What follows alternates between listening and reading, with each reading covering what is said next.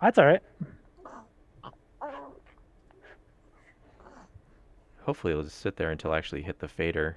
So now go look at it.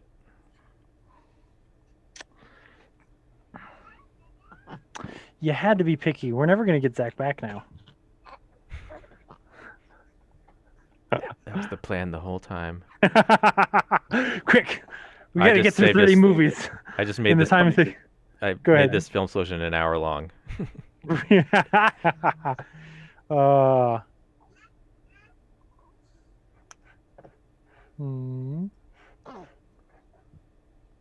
need to figure out how to make a blank screen while it's just sitting there counting for now 38 seconds. Oh, there we go. Now it's up. Yeah. Yeah, my mom is in the waiting room. She's the one. Oh, there we go. Now it's up. Yeah. Oh yeah, I see it.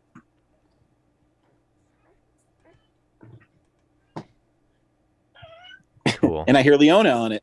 I'm gonna have to turn off the delay. It is really messing with me. Yeah. Cool. And I hear Leona Yeah, on the it. delay is pretty I'm gonna have to turn off the delay. strong. It Like is when really I messing first with me. jumped in, I could hear Zach. My mom says that she could hear us. Cool. And I hear she can't. Leona Yeah, on the it. delay is pretty I'm gonna have to turn off the delay. strong. It Like is when really I messing with first me. jumped in, I could hear Zach. My mom says that she could hear us. And I she hear can't. Leona Yeah, on the it. delay is pretty gross. I'm gonna have to turn off the delay. Strong. It Like is when really I messing first with me. jumped in, I could hear Zach. My mom says that she could hear us. And I hear she can't. Leona Yeah, on the it. delay is pretty gross. I'm gonna have to turn off the delay. It Like is when really I messing first with me. jumped in, I could hear Zach. My mom says that she could hear us. And I hear she can't. Leona Yeah, on the it. delay- Huh.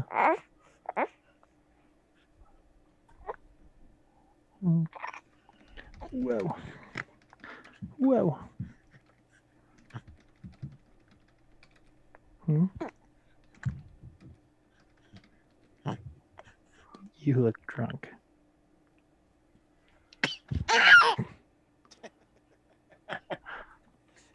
You don't know her. You don't know anything about her. I feel like I can hear Zach.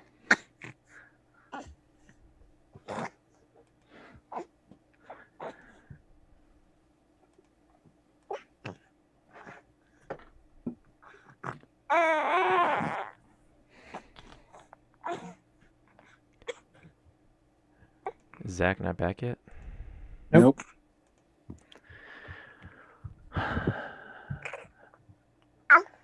We have 4 people waiting to watch our feed. And I Three think of them are are here. us. I was just saying, it's my mom and the three of us. And we appreciate it.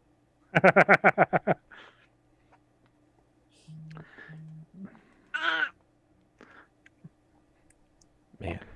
Yeah, the delay is pretty serious because my mom just texted and was like, I hear Huck. I was like, yeah, that was 10 minutes ago. Hmm. I'm gonna at least switch over to our Zoom so I have something to look at. Whoops, get that out of here. Something handsome to look at. There he is. Cool. Wow, look who finally decided to show. Well, I had to change the profile picture thingy. Well, So here, who told you to do that, Zach? you know what? Sheesh. Some fella with totes behind him told me to do so. Oh, that TMNT stuff. But it's okay. My goats. It's okay because he's doing this for all the right reasons. I think Target makes that stuff just for him. Totally. You bankrupt me. He's the only one. I just needed a cool background. Just a bunch of boxes back there. Yeah. Cool. I think we're ready to go. Let me do the Filmsplosion intro.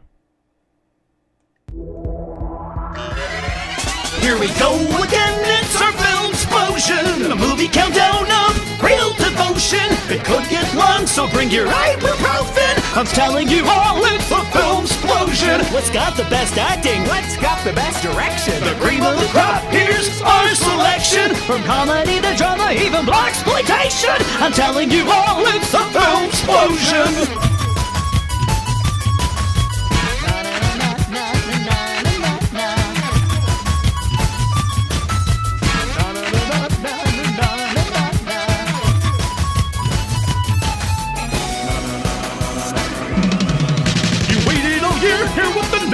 chosen. I'm telling you all, it's a Filmsplosion! Filmsplosion!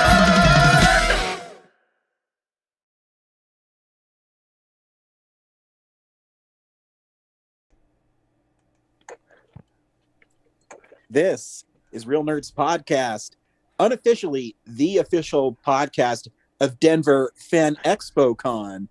I am Ryan, coming to you via Zoom because it's snow apocalypse in Denver right now. Joining me is James. Yeah. Zach. Hello. And Brad. Hey. You can see me.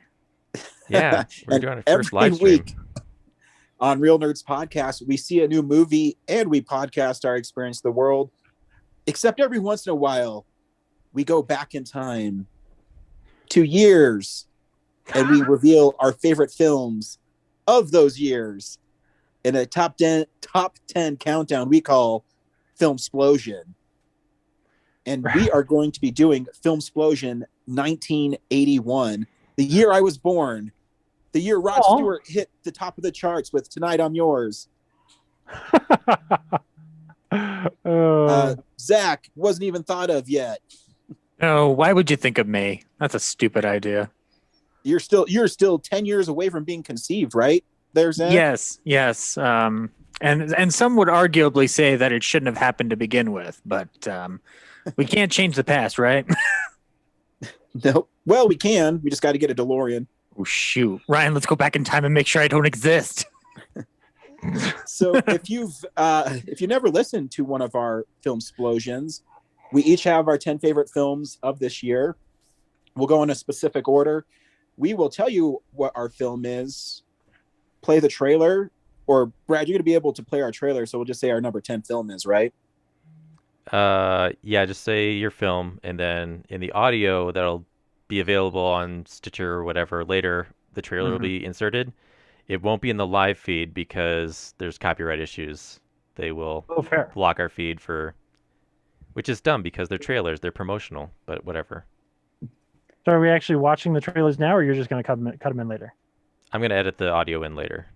So Okay, cool. They won't be in the live stream, so just, give me at least a couple seconds so I can edit it later, but Yeah. say, here's my number, whatever, and then say the name. Sounds cool. And then the order is going to be Zach, Brad, me, and then James, right? Did I get that right? Yeah. You only had to tell me once. That's pretty good. You've got the mind of I a don't even have a genius, script sir. in front of me. What? I said you got the mind of a genius, sir. Thank you. Yes, I don't even have a script in front of me. I have a steel trap for a mind. This is live. There can be no script. That's what I'm saying. You don't know what's going to happen. Yeah. It's chaos. This could crash and burn real easily. Yes. We'll see. We're It fixing usually to find does. Yeah.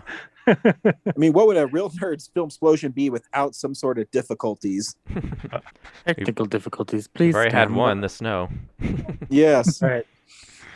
Yeah, you might notice we're missing two nerds. I think Corinne was not interested in this year because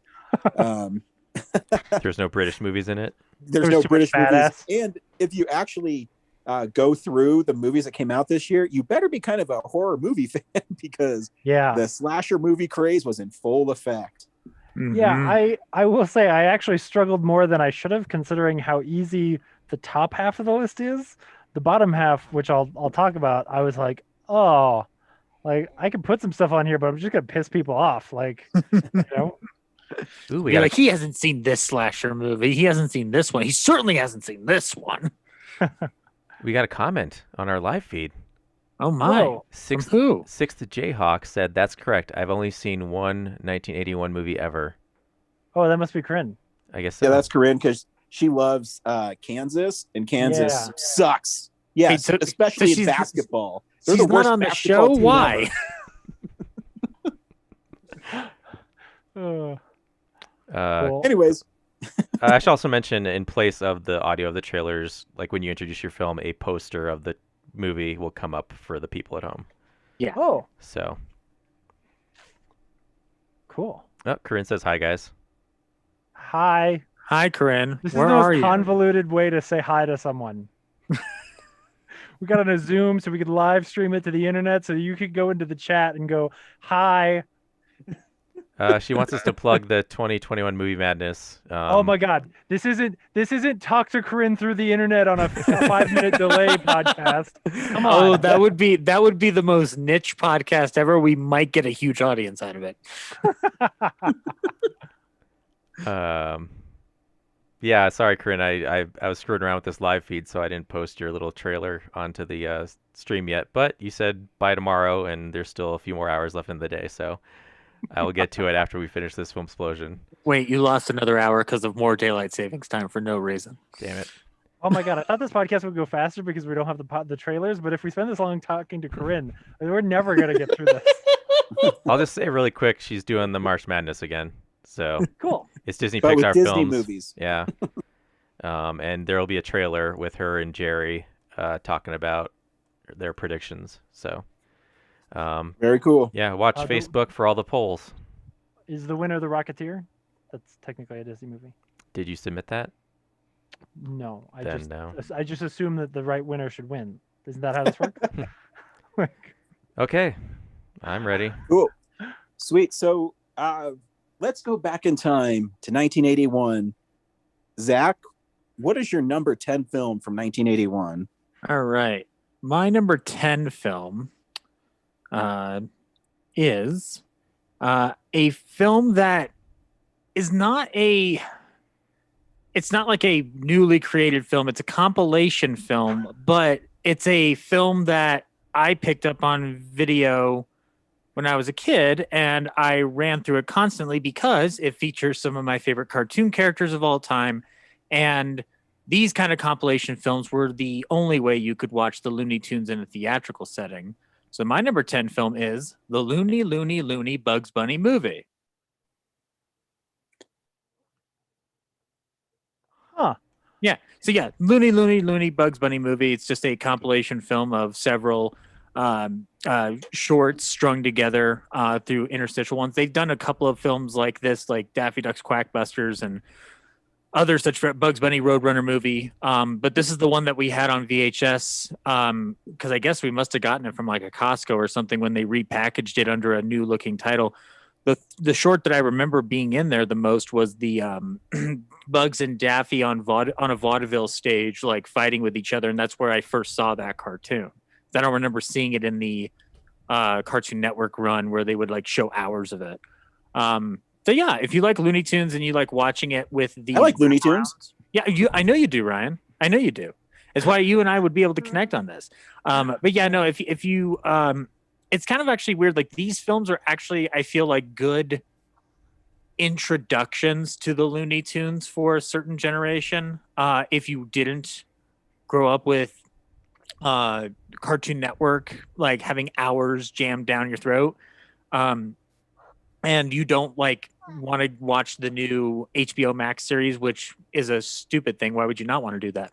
But these are like good ways to get you into the Looney Tunes, is to watch these compilation films. You get a sampling of the genius at work, and it's Friz Freleng primarily. It's his stuff primarily in this film. So yeah, the number 10 is the Looney Bugs Bunny movie.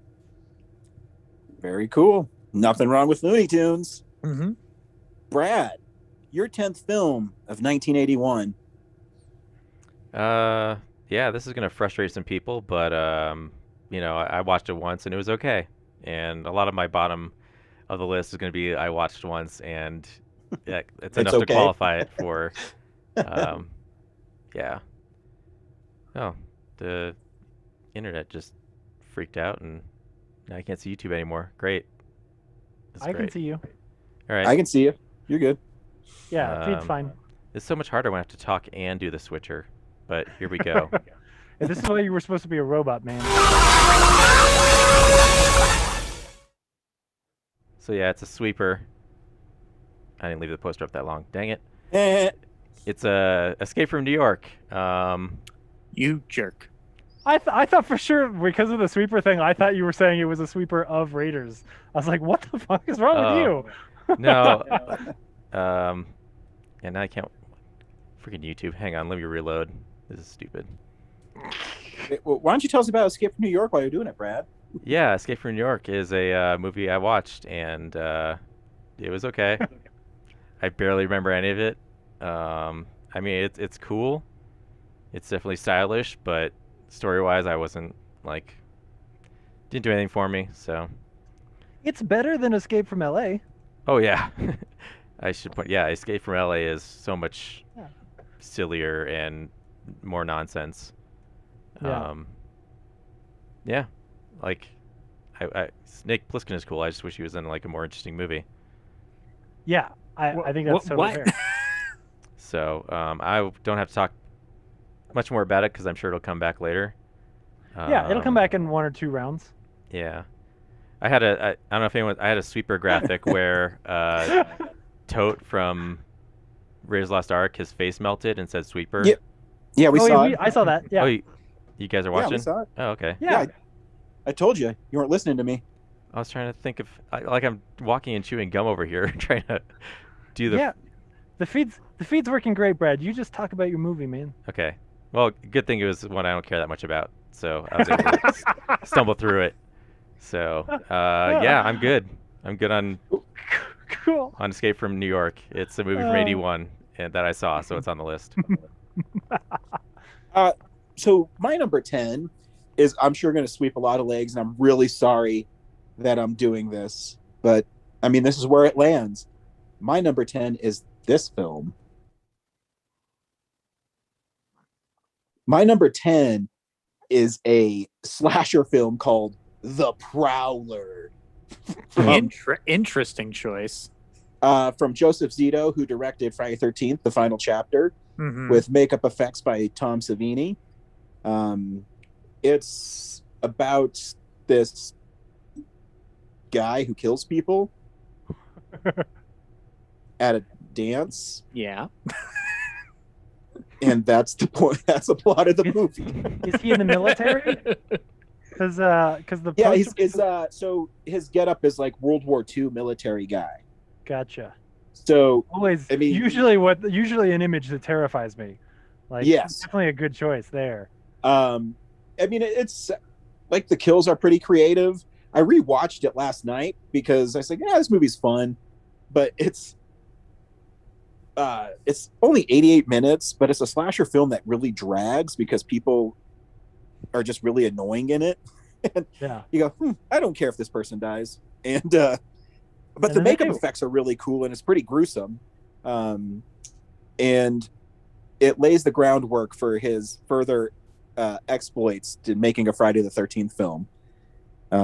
Yeah, number 10, The Prowler. Sorry if I swept someone's legs with that one. I think you're good. James? It's a fun movie. Yeah. So Yeah, it's all similarly, Oh, my wait, guys, my he puts a rose on his victims. so That's right. my number 10 is also a real banger. So I will say there were a couple of movies from this year that were like either cult classics or like some slasher movies that I've seen that are probably better than some of the movies at the bottom of my list, but like then I would have been sweeping legs on something that I just don't give a shit about. So instead I figured I would, put some stuff on there that was more fun to talk about. So my number 10 is this.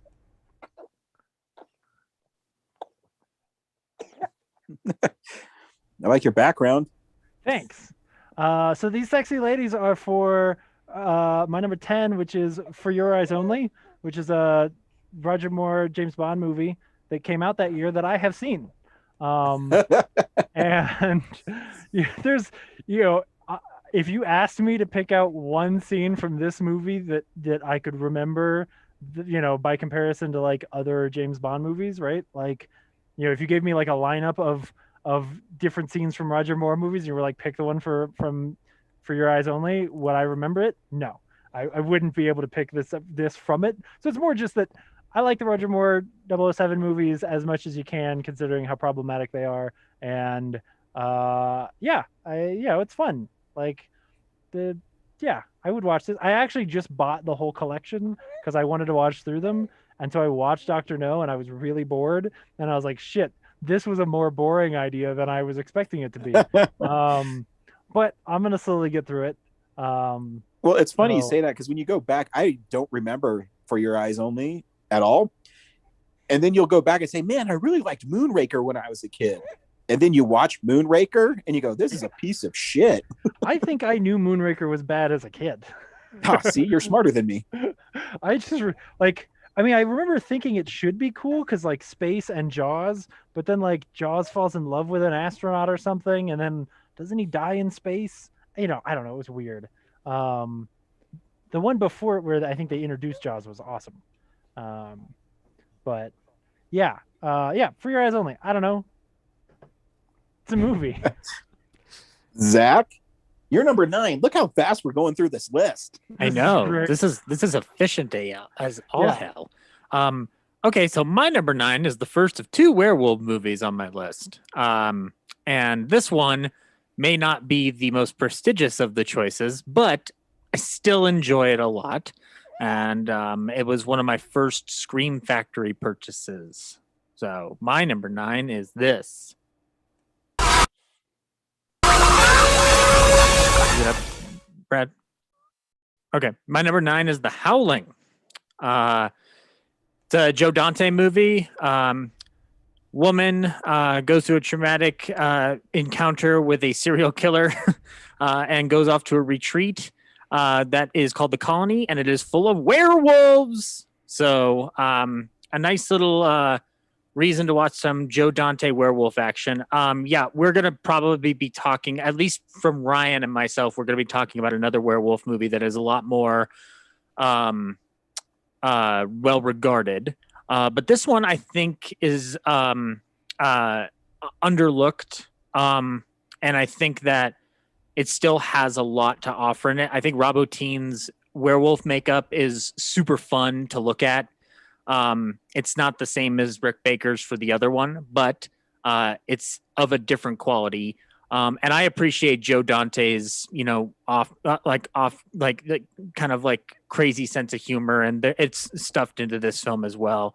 So yeah, if you haven't seen The Howling, I would give it a shot. I would actually do it as a double bill with the other film we'll talk about. In fact, like this year has there's 3 werewolf movies. The other one, Wolfen, is one I haven't seen, but there's a plethora of these, and I think The Howling is one that I think people ought to take a look at. And it's got Dee Wallace in it, so you can't go wrong there, guys. And it shows up later on my list. So yeah, it's kind of mandatory viewing because you got to get to the third one with the pig people, right? Yes. So I have never seen that third one. Then why'd you watch the first one? Because I love the first one. The first one's fun. Third one though, Ryan, is the third one the one you've talked about where there was issues with like some of the imagery in it being released and the actresses had a problem with it or something? I can't remember. No, I think that's the second one. The third one is the marsupials. Yes. Okay. So the third one's the marsupials. The second one has the shots that the actresses didn't approve of or something. You're right. I apologize. They're not pig people. They're marsupials. Yeah. Get it right, James. Yikes. But yeah, The Howling. And also, if you have that Scream Factory Blu-ray, it's fucking cool. So yeah. Brad, number 9. My number 9 is another movie that I've seen maybe twice, a long, long time ago. My number 9 is this.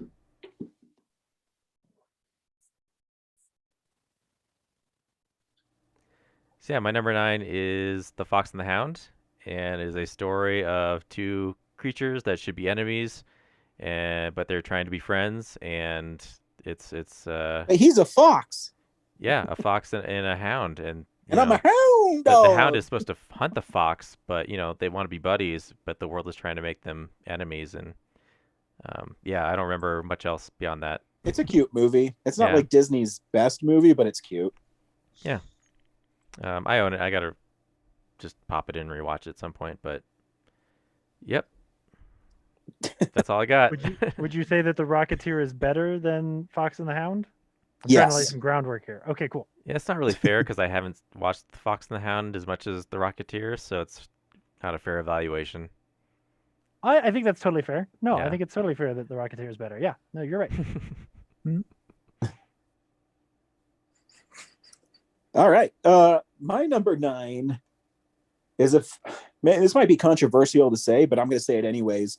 It's Orson Welles' best film. Here's my number 9 film. Sure.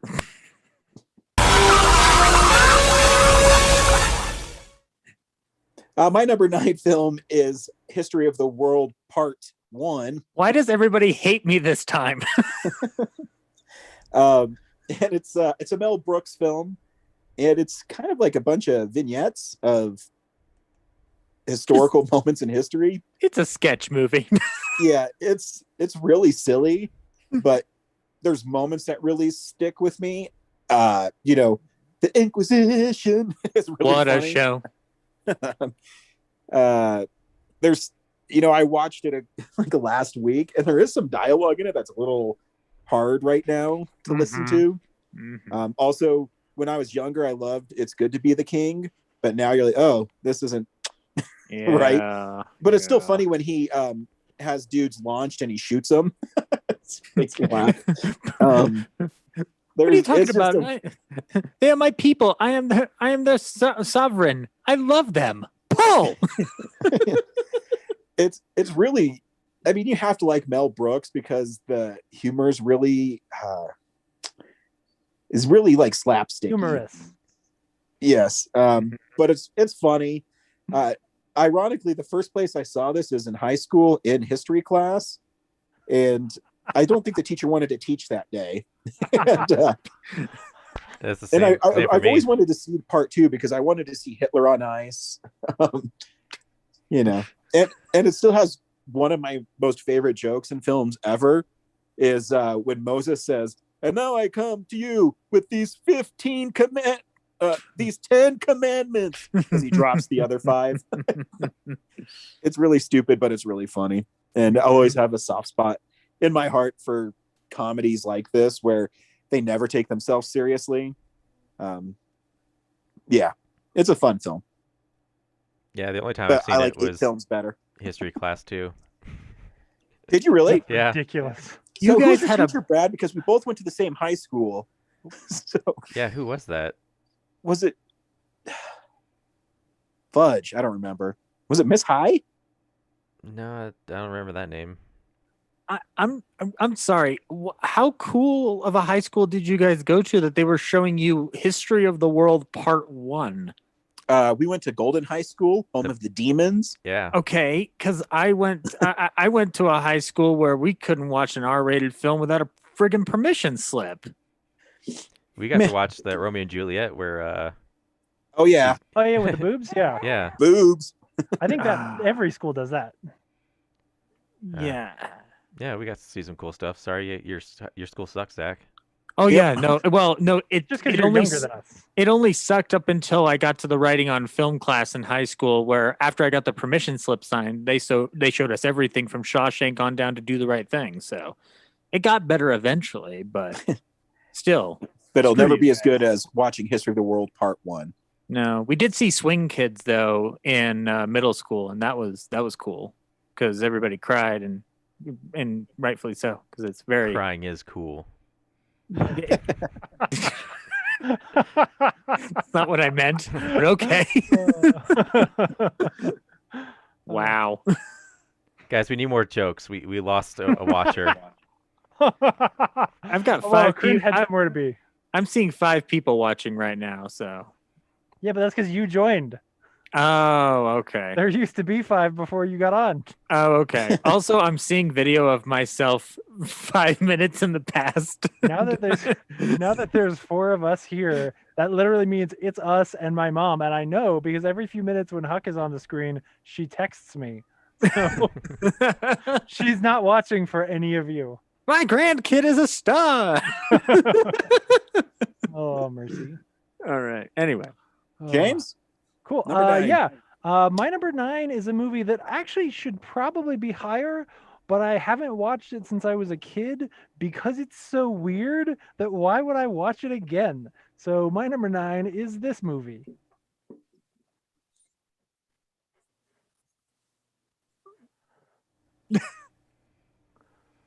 Yeah, so my number 9 is Time Bandits, which is a Terry Gilliam film. where some little people travel through time and weird stuff happens, and it's actually kind of, as I remember it, bizarrely similar to History of the World Part 1 in that it's like kind of skits and all these different things, and all they go to different places, and like it's just weird. Like there's just a lot of different sections of it. Mhm. But again, I kind of barely remember it, but it's one of those where you're like thinking back, I know like, well, this movie is probably better than I understand, you know, just because of who made it. And is probably better than some of the other junk that's on my list a little bit higher. But I just so don't remember it very well. But it's a movie that people should see because Time Bandits. So yeah, my number 9. I've seen it. It's always like in one of my queues, but I just never have gotten to it. So Yeah, it's really weird. It's really weird. This kid's got a pigman friend. As one should. I don't even remember this. I do kind of remember some of the like Robin Hood, John Cleese parts and stuff like that, but yeah. But I actually don't remember the kid. I remember the boat, and I remember like the end, and they run into an invisible wall. That's all I really remember. So there you go. My number 9. Fascinating discussion. Zach, you're number 8. All right. My number 8 is the only drama on my list. And it also is the final film with James Cagney. And here it is.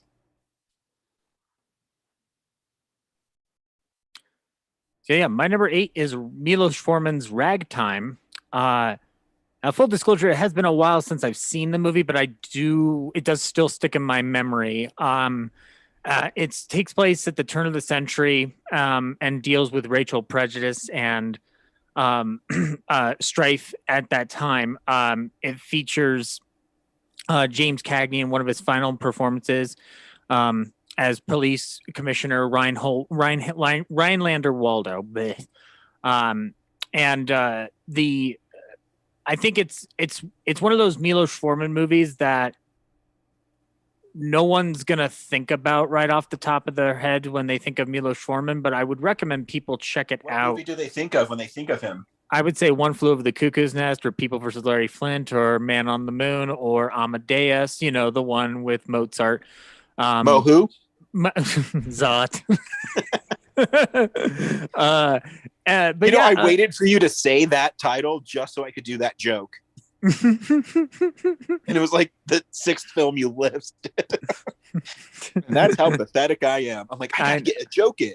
It's totally fine. But actually, like that, it's funny because the film came up within the last 4 years of discussion when it came to O.J. Simpson, because he was pushing to be in the role of Coalhouse Walker in the movie, which ended up going to Howard E. Rollins Jr.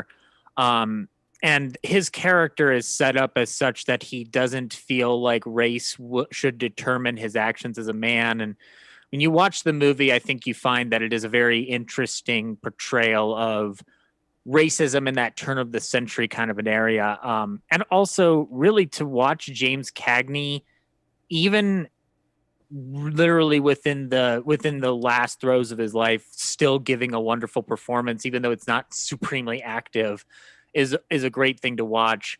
And also it's Pat O'Brien's in the movie too, and in his final role. So it's Jim and Pat in the same film together, just showing that these two actors from that Warner Brothers era, who were in several movies together throughout their careers, were able to go out together. So lots of fun.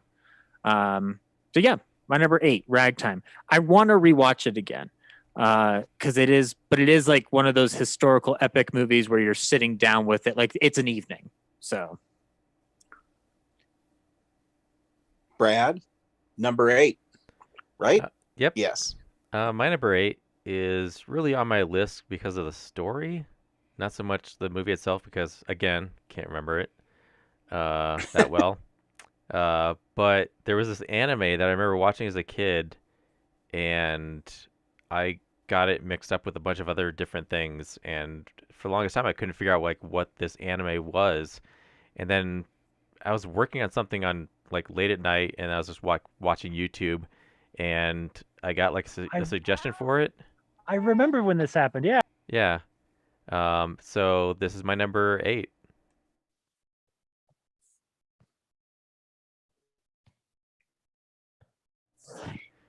So yeah, my number 8 is Unico. I think it's the Island of Magic one. There's 2 Unico movies. I'm gonna guess it's that one. Um, and yeah, it's this unicorn, and it like I think it's like fighting like a vampire king or something. I don't know. Um, yeah, like for the longest time I thought it was like this gothic anime, and then like once I saw the picture of the unicorn, I was like, oh yeah, that's that movie. Like I thought like the unicorn transformed into a person or something, and then got seduced by the like vampire king. But no, it's just this unicorn that like I think is trying to grow that horn, and can't. Maybe he needs to see a pretty girl. Oh God.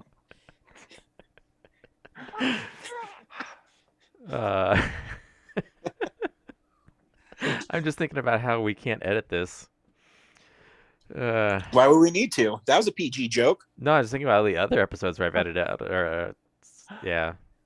No, that one's fine. I'm worried about later. Oh, gotcha. When we get too comfortable with the conversation. No, we'll be fine. So yeah, Unico it's just on there because like for like 20 years I was like, what is this anime? Like I'm picturing in my head, I can't remember what it is, and it's this. Yeah, Unico has like a bunch of friends that he or she pals around with. Yeah, and like there's a castle that's getting destroyed at the end. That's all I got. Nice. Yeah. My number 8 is a repeat already. My number 8 is Escape from New York. Hey, that's a really good number 8 because that's like also my number 8. I hate all of you. Oh, sweet. Wait, we have another sweeper video. We're on a little delay, so I'm going to watch it. But it's a tag team review. Oh, sweet. It was Marion and Indiana fighting the bad guys. That was cool. See, James, I don't appreciate this background because it makes the suggestion that Pliskin would want to eliminate me pretty much immediately. I like that he's hesitating, but still makes my feelings hurt. Yeah, that's his badass phrase before he blows you away. Sorry. I'll expand on Brad's really in-depth review of Escape from New York from earlier. So in 1997, New York is walled off, guys. Manhattan is walled off. That's where they send the worst of the worst. You mean it's walled off, kind of like in a quarantine kind of a situation? Like nobody's allowed in or out? Yeah. So the president is stuck there. They need somebody to help. Who do they call? Fucking Snake Plissken, guys. Actually, what I do like about this movie is Snake is kind of the first in the line of that style of action heroes where he's really tough and gruff and says one-liners. And he doesn't. The character is so ridiculous and cool. Like you can't. Yeah. The movie could actually be shittier. Well, actually, let me say it differently. The movie could be Escape from LA, and you'd still want it on your list just because Snake is so cool. Like his name is Snake, and no one's like, but really, no, yeah, he's a badass dude. And you name him Snake. He has an eye patch. Yeah, right. Because depth perception is overrated. Yeah, I mean it's probably pretty easy to shoot a gun with one eye because.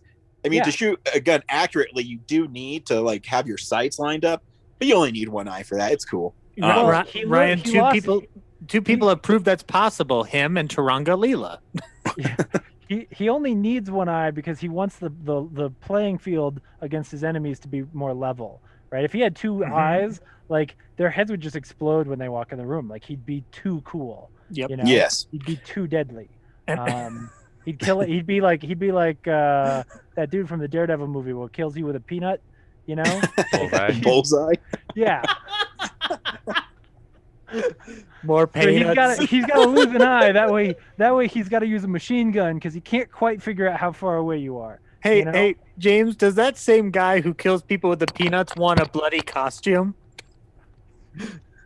Yeah. Anyway. But in the R-rated version, he wants a fucking costume. Yeah. Yes. Oh, Zach, don't swear. You're going to get us kicked off. Oh, boo. Boo tube.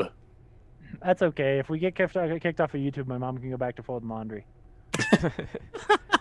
Or like whatever else she's doing on a Sunday afternoon. Like that's not because that's just all she does. We should be okay. I explicitly checked the box that said we are not for kids. You explicitly checked the box to Mommy, I can't wait to watch Real Nerds podcast talk about movies from 1981. Yeah, I don't know what the chances are that of the 5 people in the chat, 20% of them are underage. Mommy, I don't agree with James's and Ryan's selection. This is bullshit. These guys even watch the movies on their list? Actually, so far, no. Anyways, James and I are right. Escape of from New York is 8th best film from 1981. Okay, whatever. Be wrong. See if I care. It's a badass 8. Yeah. Zach? It's great because it's on people's lists. That's why it's great. Anywho. Well, we're on number 7. Well, we're on number 7? Okay, cool. My number 7 is the other werewolf movie. And here it is. See, I'll let you play the trailer. Zach's like, what are you guys doing to me? And he's literally like taking all my movies right now. Well, and I can't wait till he spoils everybody else's number 1. We're literally just cutthroating everybody. Oh, No, I will tell you right now. Don't worry about it. But yeah, number 7 is An American Werewolf in London. John Landis's werewolf entry. This is obviously the one. Zach, you're making me have a bad moon rising. I swear to God. Hey Ryan, it's a marvelous night for a moon dance with you. Everything from the atmosphere to the characters in this script, all the way down to the music choices that Landis makes. And there's no beheadings, so that's good. Well, the one that's a John Landis joke. Did that land? Yeah, not really. Because I was also gonna be like, he gets the police guy gets his head ripped off outside the porno theater. Is it too soon? No, it's not. Actually, I was rewatching it last night, Ryan, and the transformation scene is still unnerving. I would argue that the second one is even a little bit more unnerving because it shows the fingernails coming out of him and there's like blood underneath. Like that one, like really gave me the creeps last night. You should also say Academy Award winning. Yeah, American Werewolf in London. Yeah, Rick Baker's makeup effects win the Oscar for this, and rightfully so. The special effects in this movie are the first transformation scene, the one that everybody goes back to, is still freaking amazing. And Jenny Agutter is lovely to look at. And Griffin Dunn is fun as his friend who keeps telling him to kill himself. So yeah, this is still a fun horror movie with the nice proper atmosphere of a Universal werewolf movie. I mean,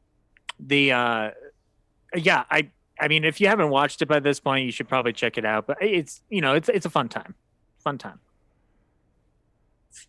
Yep. Brad, number 7. I swear, I will get to movies that I've watched more than once, but not this one. My number 7 is this. We should.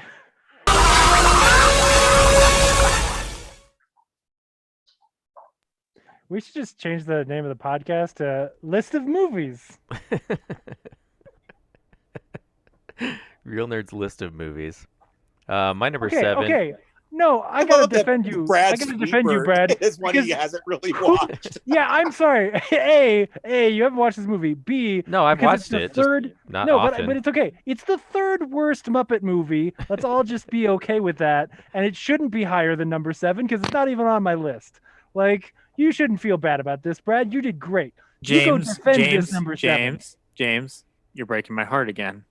Yeah. Okay. Cool. I should have put Halloween 2 at 10. Go ahead, Brad. Yeah, so my number 7 is The Great Muppet Caper. I think I watched this at a midnight at the Esquire recently. Recently being like, I don't know, 4 years ago. And yeah, it's the Muppets, and it's more enjoyable as memory than the bottom 3 that I just did. So It's better than Muppets in Space, and it's probably better than Most Wanted. I think Carol is my favorite. Muppet Christmas Carol, and then Muppet Movie. This is the second one, right? Yeah, this is the second one. The second Muppet one Movie is after better. yeah. Muppet Movie is better. Muppets is better. Muppet Treasure Island is better. Oh yeah, there's modern Christmas Muppet movies. Christmas Carol is better. James, which one did you just say was better than the Muppet Caper? Go back. Oh, Muppet Treasure Island. Muppet Treasure Island is maybe the second best Muppet movie. I think it's probably the number 2 behind. Well, no, it's probably third because the Muppets is actually probably the best one.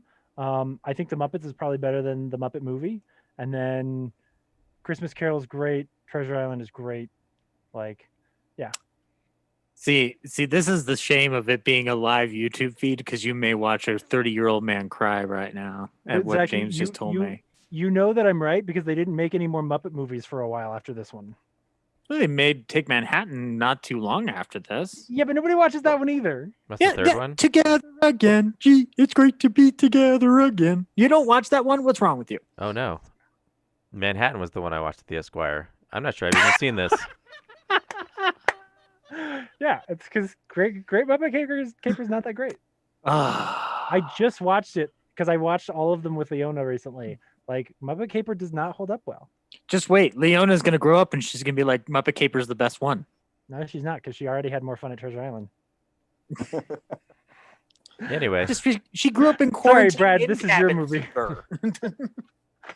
I'll let someone else talk about it more in depth because they actually care about it more. Because you don't even know what you saw.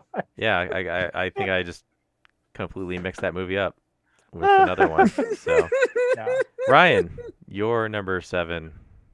My number 7 is another slasher film. This is a return to a certain city that takes place on a holiday. My number 7 is this film.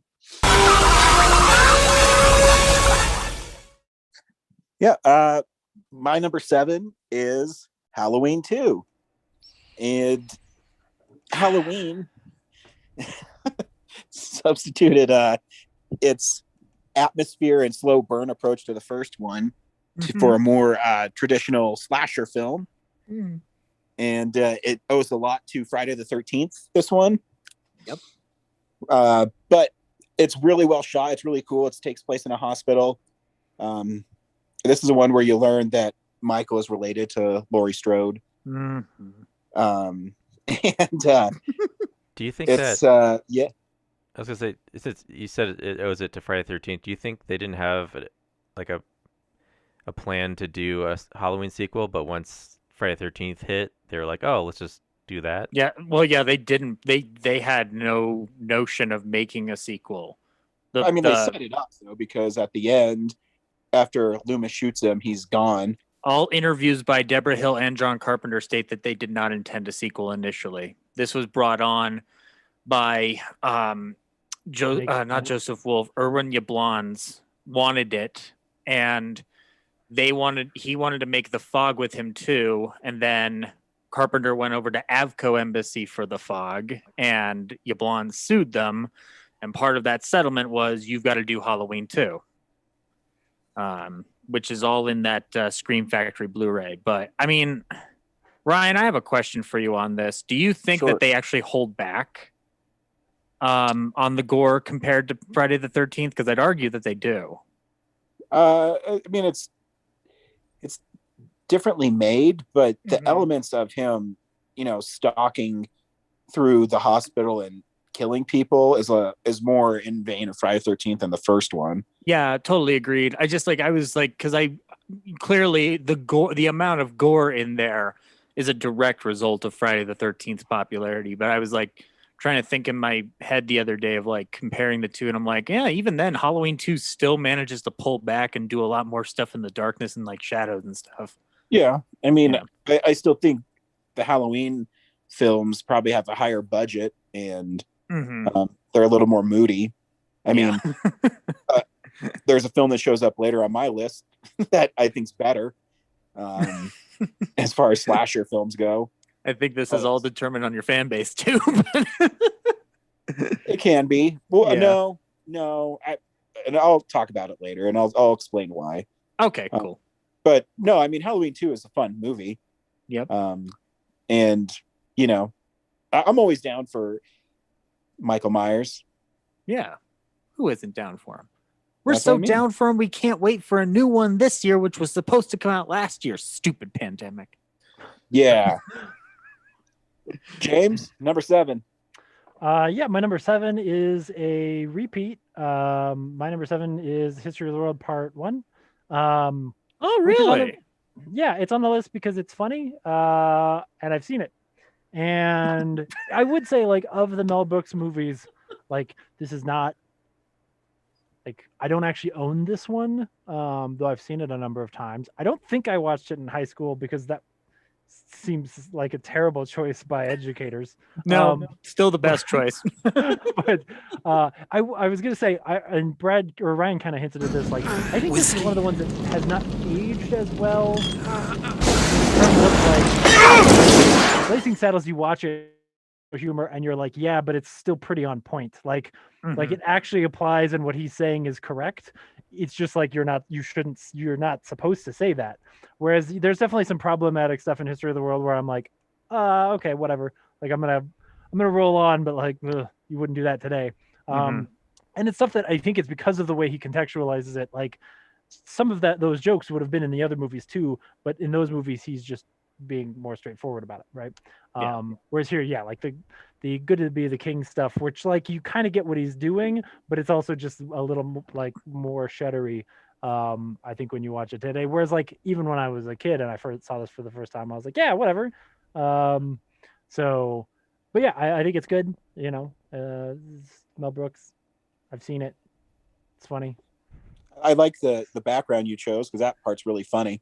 Right? Yeah. No, I mean, there's a lot of really great parts about the movie. One of the things that I think lends itself really well to the Mel Brooksness of it is the fact that it is like a not an anthology, right? But it gives him the ability to have it be like a series of sketches, right?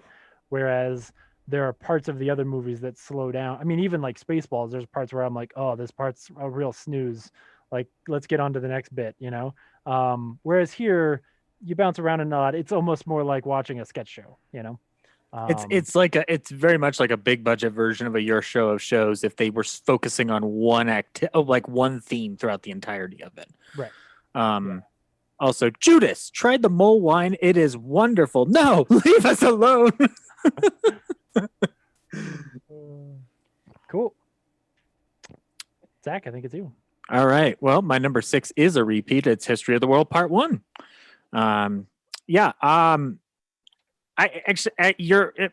Both Ryan and James are on point with the problematic material by today's standards. Being Orson Welles' best movie. No. And you don't hear me trolling Cary Grant, so I don't want to hear it today.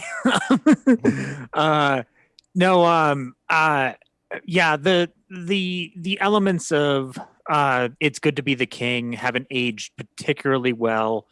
And there are other elements that play onto it. I still live in the memory of this movie, seeing it as a youngster. And this was kind of like in the middle of my discovering Mel Brooks's films. And so I still hold it high in my memory, but it's not one I go back to the most. I do enjoy the vignette sketch comedy elements of it. I still love the opening with Sid Caesar playing a caveman. I still love the gag when he's like, the first artist was born, and then naturally with the first artist came the first critic. And the way he critiques his cave painting is by pissing on it.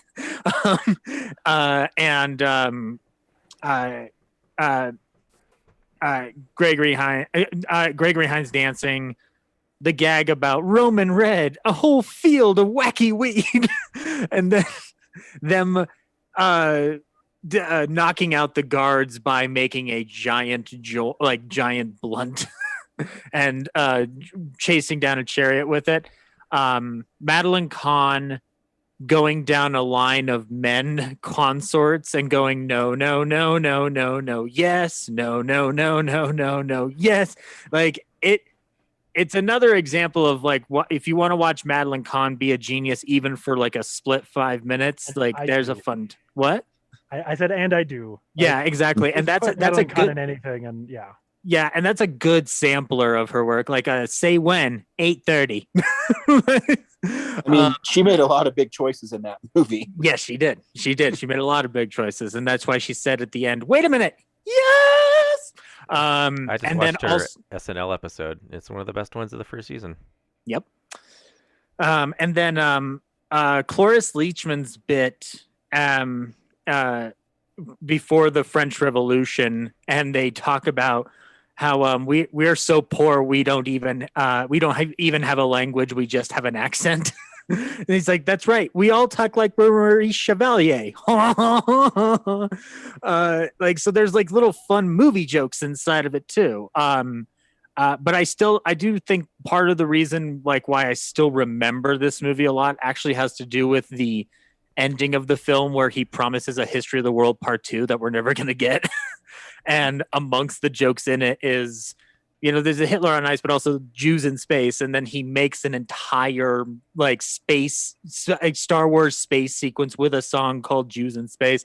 I think it's still a testament to like Mel Brooks and his writing team on that film wrote a bunch of fun sketches that are still fun to watch.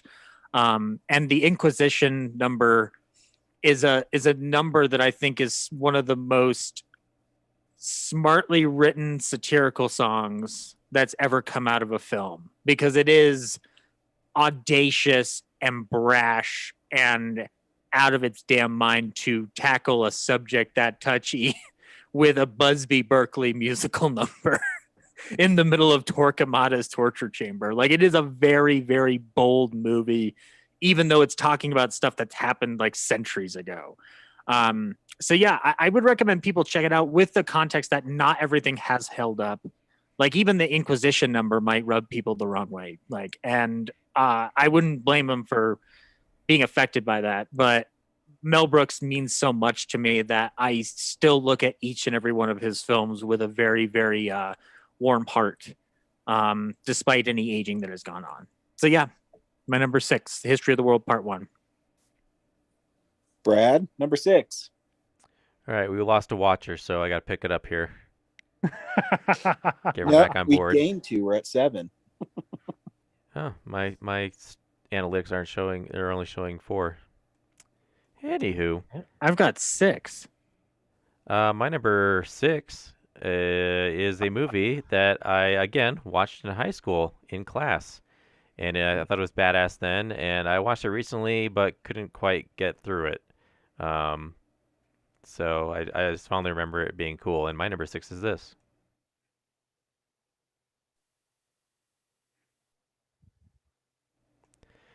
Yeah, my number 6 is Excalibur, which is a very, I guess, a really dark, realistic take on the Arthurian legend. Like, what would you call it? Wouldn't know. Haven't seen it. The first thing it's funny because you say realistic, because the first thing I think of when I think of Excalibur is when he has sex with that lady, but he's still wearing his armor, and I don't know how that works. But this little metal dick trap. It's like a chastity belt, but it's not locked. Brad, I do remember what teacher I saw that one in. Mr. Odericio's class, which I saw Excalibur in. See, I never had Mr. Odorizio. What was wrong with your guys' high school? Holy shit. Clearly, they needed some days off. Yeah, I want to say that it was the same class that I watched History of the World Part 1 in, but I just don't remember the teacher. It was the next day. Yeah. Just a long weekend bender. Teacher's like, we're going to watch these 2 movies. And they're both from 1981 because there's a rights issue. We can only show movies from probably 20 years ago at that point. Yeah. But yeah, you're like, it's not realistic because there's a bunch of magic and shit in it. But um, growing up, the closest thing I watched to the Arthurian legend is Sword in the Stone. So Right, I was gonna say like it's the most not a cartoon version probably at that time, Yeah. right? Like, And then unless there's like a '50s black and white version of something, and then Patrick yeah. Stewart's in it, so I'm like watching Star Trek Next Generation, and suddenly like Patrick Stewart's in it. I'm like, cool. Yeah, I barely remember this movie. Yeah. I think I watched it when I was working at Blockbuster. So Yeah. I swear I'm gonna get to movies that I know really well by the end of Well, this yeah, show. and I think this is one that like people like, but I think it's one that you had to see when you were like a kid in the '80s. Like you had to not have something better to compare it to. Yeah, I bet like totally if you were like a nerd in the '80s, into Dungeons and Dragons, this was like your thing. Oh yeah, I mean Like- Adam Savage spent like I've saw a thing where he spent like a week or whatever, like building his own replica of the sword. Like there's people who really love and care about Excalibur, the movie, but I don't get it. Yeah. And also finding like how more dark and twisted the legend is with like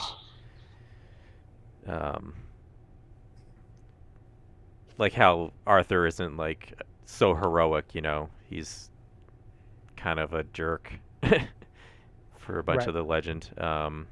Yeah, and then that poster, like how cool is that poster you just saw? Oh hell yeah! So, yep, that's my number 6. Ryan? My number 6 is a repeat. Zach. Aha. My number 6 is The Howling. Good for you. It's yeah. You're it's better more than of me, clearly. a comedy horror hybrid. Hmm. Because it's kind of goofy.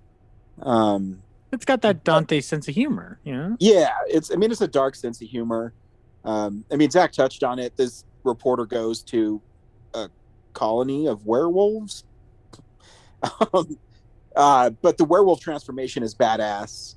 The one where she's in the doctor's office is one of my most favorite werewolf transformations. And I always liked werewolves when they were walking on 2 legs and really big, kind of like superhuman wolves. And this movie delivers on it. It's gory. The poster is really awesome. I love the poster for it. I always thought it was weird at the end. Spoilers for a movie that's 40 years old. When Dee Wallace turns into the werewolf and she's looks like a Shih Tzu dog. I don't understand why she's this little whimpering werewolf. But yeah, it's an unusual film, but one I enjoy watching, and I watch it a lot just because I like monster movies and violence and nudity. Man, it has everything I love in films. The Howling is This is what's called violence. a 4-quadrant fact- movie for Ryan. Yes, that's when I go to see trailers now. I need to see if it says rated R. It better be strong creature violence, language throughout, and nudity, and then I'm sold. I don't even care what the title is. That's what's going to be the title of my film: strong creature violence, language throughout, nudity. Which oddly enough sounds like a foreign title, which is something you would not want to make. Like what your title for it is basically the English translation to a foreign title that makes more sense in its actual language. Yeah, Yep, that's my number 6, The Howling. James? cool. So my number 6 is 6 on. These are all like actually great movies that I love, that I have seen and remember for the most part really well. My number 6 is maybe the one from this entire list that I would like pull out and recommend to people the most, because it's a pretty easy recommendation and it's a movie that most people have not seen. So in 1981, Lawrence Kasdan wrote 2 films, one of which we will talk about later. And the other one is one of the last and best performances by John Belushi. My number 6 is this.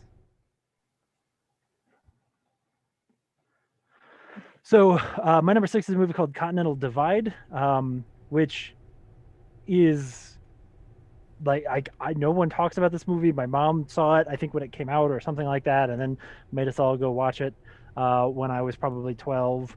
And it especially in light of like the short film career of John Belushi and how few credits he actually has. When you look at it, you're like, oh, this is kind of like his Spanglish is like what I would compare it to. Because like he's funny and fun, but he's definitely more serious. He plays a journalist who is working on a story and sort of gets like there's mobsters or somebody who are kind of after him, and so his editor like sends him, to a cabin in the Rocky Mountains to sort of hide out for a while, and he runs into this woman who's like a nature writer, and they fall in love in the woods, and but like at first don't really like each other, and then over time, like, he's a city boy and she likes nature, and then they kind of fall in love in the woods. And that's the movie. And it's really great. Like it is super underrated in my opinion, and a movie that most people haven't seen. And it really wasn't until I was gonna talk about the movie here that I was looking it up, and I was like, wait, Lawrence Kasdan wrote this? Like, what the like? 1980 was a very good year for him, at least in how productive he was in 1980 and what ended up coming out in 81. Because I think just killing it. So I think they just announced a Blu-ray for this from Kino Lorber. Yeah, I haven't owned it. I had a DVD copy of it, and so I haven't probably seen it in eight or 9 years, something like that. Because I got when I just sort of got rid of my actual DVD collection, like I haven't had it since. So in thinking about it leading up to this, I was like, that's actually the one out of this whole list that I need to go get a copy of.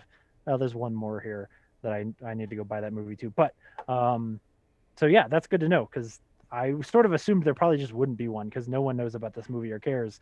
Even though, again, like there's only like 4 actual John Belushi movies. Like how people should have this one, So check it out, Continental Divide. It's really good.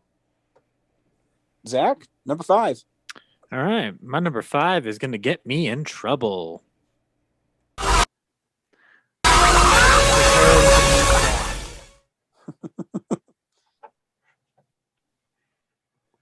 This is not a good time to talk about Lawrence Kasdan, Zach.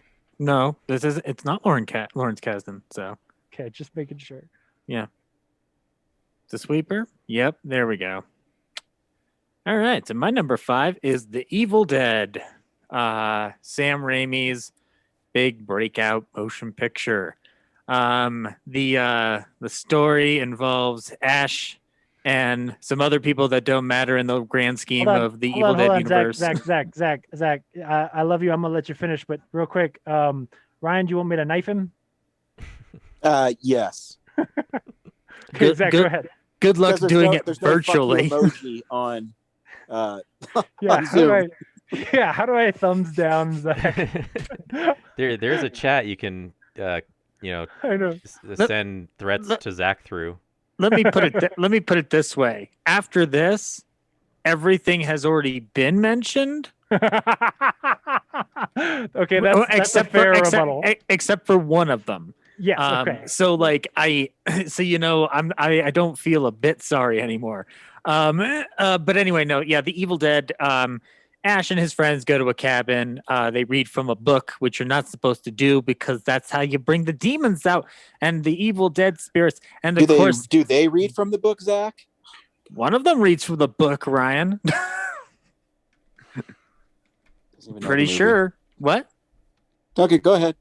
No, go ahead. No, go ahead. Tell us why it's your number 5 film. Number 5 film? Because there are 4 other films that I enjoy more than it. But also, it had to be on the list because I've enjoyed watching this movie because of my friendship with Ryan. But this is the that was okay. That was pretty good. Pretty good. But actually, Ryan's not the reason I first saw this movie. The first time I saw this was at the Esquire at midnight in 2012. I want to say. And my friends and I were very drunk on gin that night.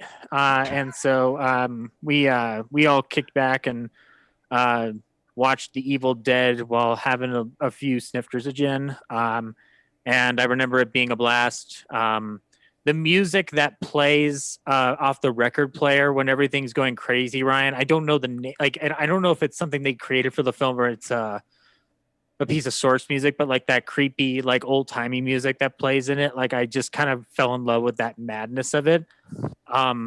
But knowing not just the journey the film had to getting to this point that then it becomes like a cult classic.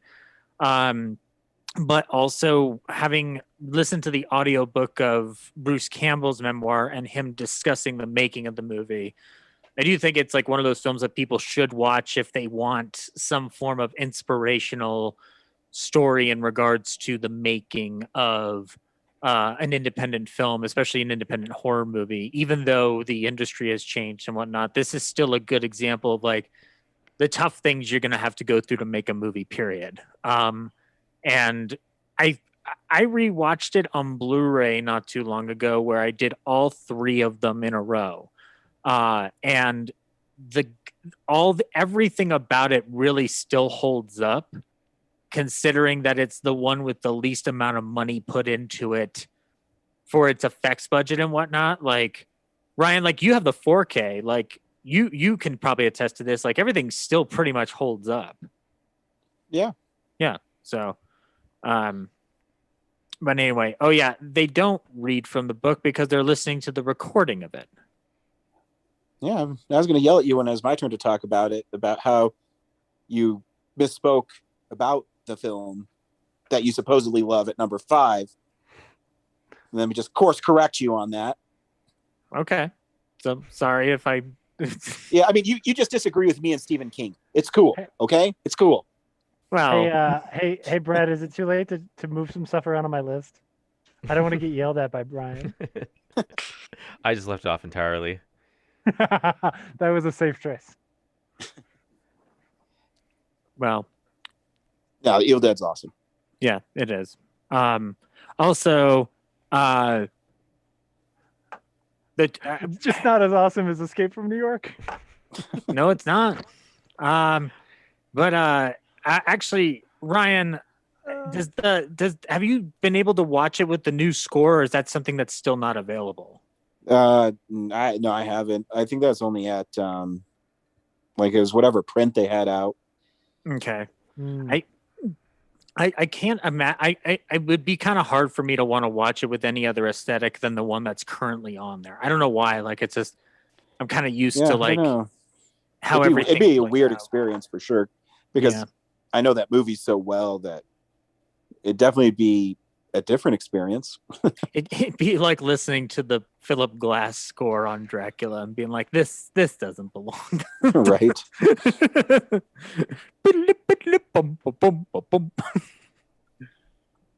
All right. Brad, number 5. All right. My number 5 is, I wouldn't say it's a great movie, but it's definitely an interesting... Just watching James laugh at me. Sorry, I can't help it.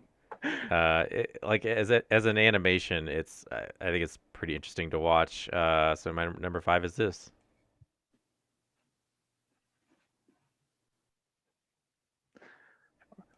Brad, for the record, as the guy who did a year where half of his list was movies he had not seen, I'm not laughing at you. I'm laughing with you. Nice.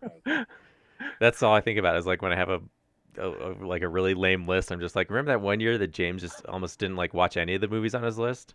You're welcome. Yes. I wanted to really set the bar low. Precedent. Yeah. Yeah. So my number 5 is Heavy Metal, which is it's kind of like an acid trip of animation. There's a story, but I can't tell you really what it is. I've never actually seen this. I always imagined it's like weird, sexy Fantasia.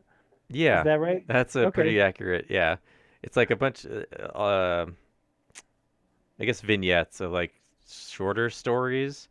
And I think there's an overarching one. It's been probably 10 years since I've watched it, so it's not terribly fresh. But yeah, I just remember being like, this is not something you would be able to follow from beginning to end. It's kind of like you just kind of sit there and you just enjoy it.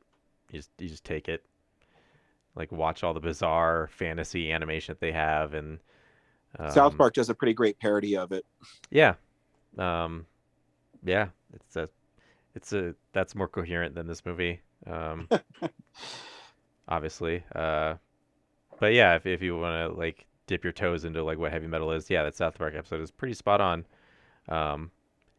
So yeah, the real movie itself is just like just kind of just take out that, and it's it's probably like an art piece that you would just play in the background and absorb. So yeah, I think some of the imaginativeness of it is what's cool about it. So that's my number 5. Ryan? My number 5 is a repeat. My number 5 is An American Werewolf in London. I watched this recently. Maybe not recently, maybe in the last year. It was one of my favorite Blu-rays from last year that Arrow did, and it's one of those movies that has a really dark sense of humor with its like tongue in cheek. The werewolf transformation is always talked about how innovative it is and how cool it is. And it's interesting listening to John Landis talk about it, because he said he wanted it to be painful, and David Naughton definitely makes it look painful. And all I can think of after he turns into a werewolf is I want a Dr. Pepper. And that's an old I'm a Pepper joke, because he was in that commercial. Mm-hmm. Your jokes land when you have to explain them to people. I know the I'm a Pepper commercial. I just didn't know that he was in it. Yeah. It's funny, Ryan, like rewatch it. Like if you think about the humor throughout the through line of that movie, like a lot of it is Griffin Dunn telling his friend, "You've got to kill yourself." Like, yeah, it's like it's obviously meant within the werewolf context, but it is still like abrasive to kind of hear like, well, Jesus, like. Yeah, it's a very unusual film too. It's the rules it plays with, where he's haunted by the people he's killed in the limbo. Yeah. Yeah, but I do love. I think one of my most favorite scenes in a werewolf movie is when he's chasing that dude through the tubes. Oh yeah, I think it's shot really well, and it kind of gives you a glimpse of the werewolf, and it just looks really cool. And you see ads for Wendy's in the background on this in the London subways. So clearly, we ruined Britain the way we ruined ourselves. And I love Wendy's, so this movie definitely number 5 or higher. No, chicken sandwich is real good. Like this movie is definitely on the top 5. James, I saw that in the background in the London subways last night, and I was like, this is probably the extra horrifying part as we introduce fast food culture to this. This movie is my number 5 because of its connection to Wendy's and Dr. Pepper. Oh, also, there's a Marlboro ad in there, and I'm like, is the British version of the Marlboro Man the Marlboro Gentleman? Not a cowboy, just a guy in a nice Doffer hat. But yeah, it's a fun movie. Man, like I said, it also checks boxes for me because I love monster movies, and it's funny, and yeah, check it out. Yeah. Also, like the ending with Ginny Agata crying her eyes out, like it's like the most bleak fucking ending. Yeah, that is kind of a theme throughout werewolf films. Is usually it obviously started with the Wolfman, is it's people are cursed, and yeah, they usually die at the end, and it breaks someone's heart. Yeah, there's not too many werewolf movies where it's cool to be a werewolf. I mean, I would think it'd be awesome, but what do I know? Teen Wolf. Yeah, that's what I mean. I said there's not very many. Teen Wolf. I mean, he's surfing on cars and listening to the Beach Boys, and I think it's the only one.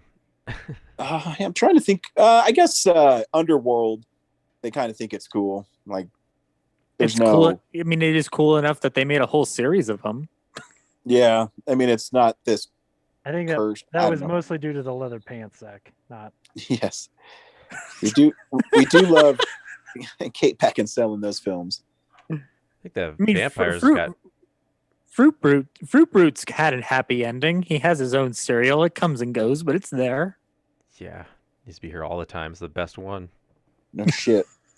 You listening, General Mills? Yeah, get your shit together. Guys, stop it. We all know Boo Berry is the bomb, yo. I swear I'll come to Battle Creek, Michigan, and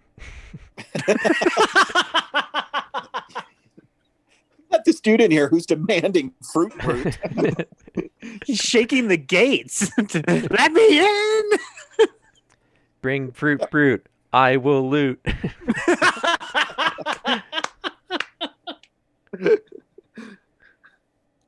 James, you're cool. number 5. Yeah, my number 5 is not a repeat, and is a really, really good movie, but doesn't have enough beheadings for it to be on probably anybody else's list. So my number 5 is this.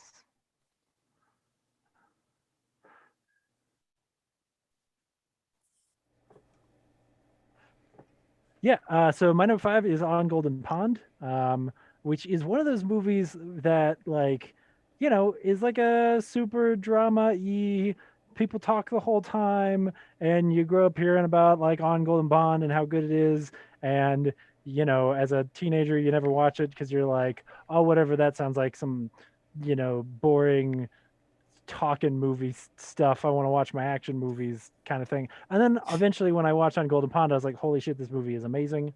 All of the performances are great. It's a story that now, if you watch it, you've seen it before, because I think, you know, people ripped off of it a lot. But basically, like, I'm pretty sure he's their grandson.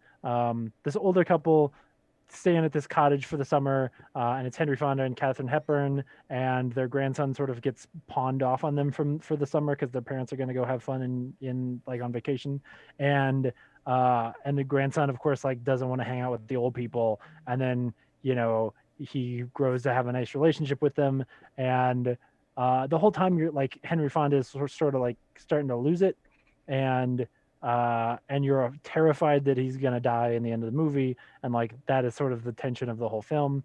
And there's a really good scene where Henry Fonda and Katharine Hepburn give somebody the finger. Well, that's pretty great.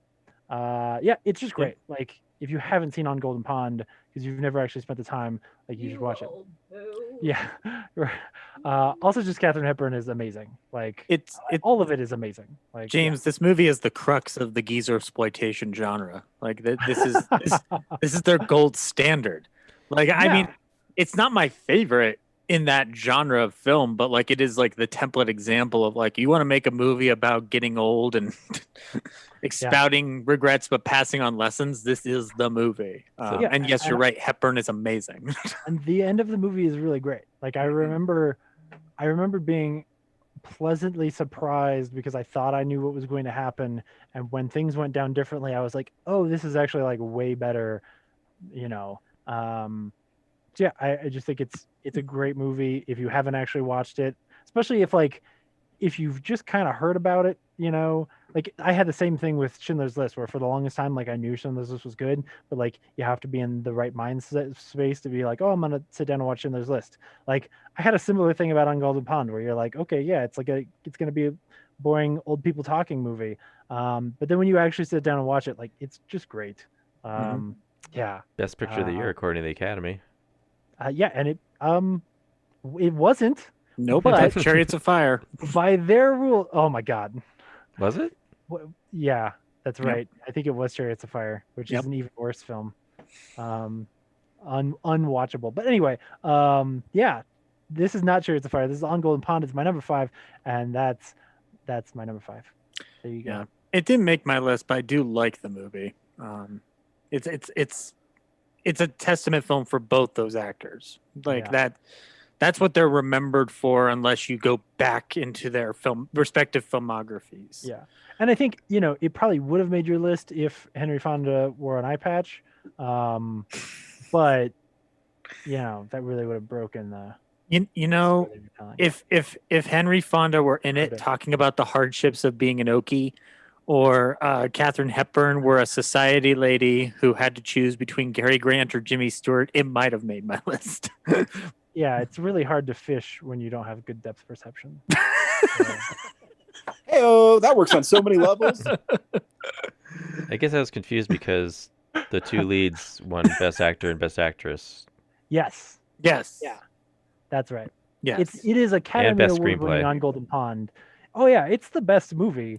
I mean, I would even argue, like, screenplay wise, it is the best movie of the year. Oh my God. Like, The best foreign language film from this year was Mephisto. Oh shit. He's in season 2 of WandaVision. Zach, number 4. My number 4 is a repeat. It's The Great Muppet Caper. Womp, womp. This is the Muppet movie I watched the most as a kid, and I love it a lot. Oh, Yeah. you poor kid. What's your favorite? What's your favorite part where they're bumming around New York?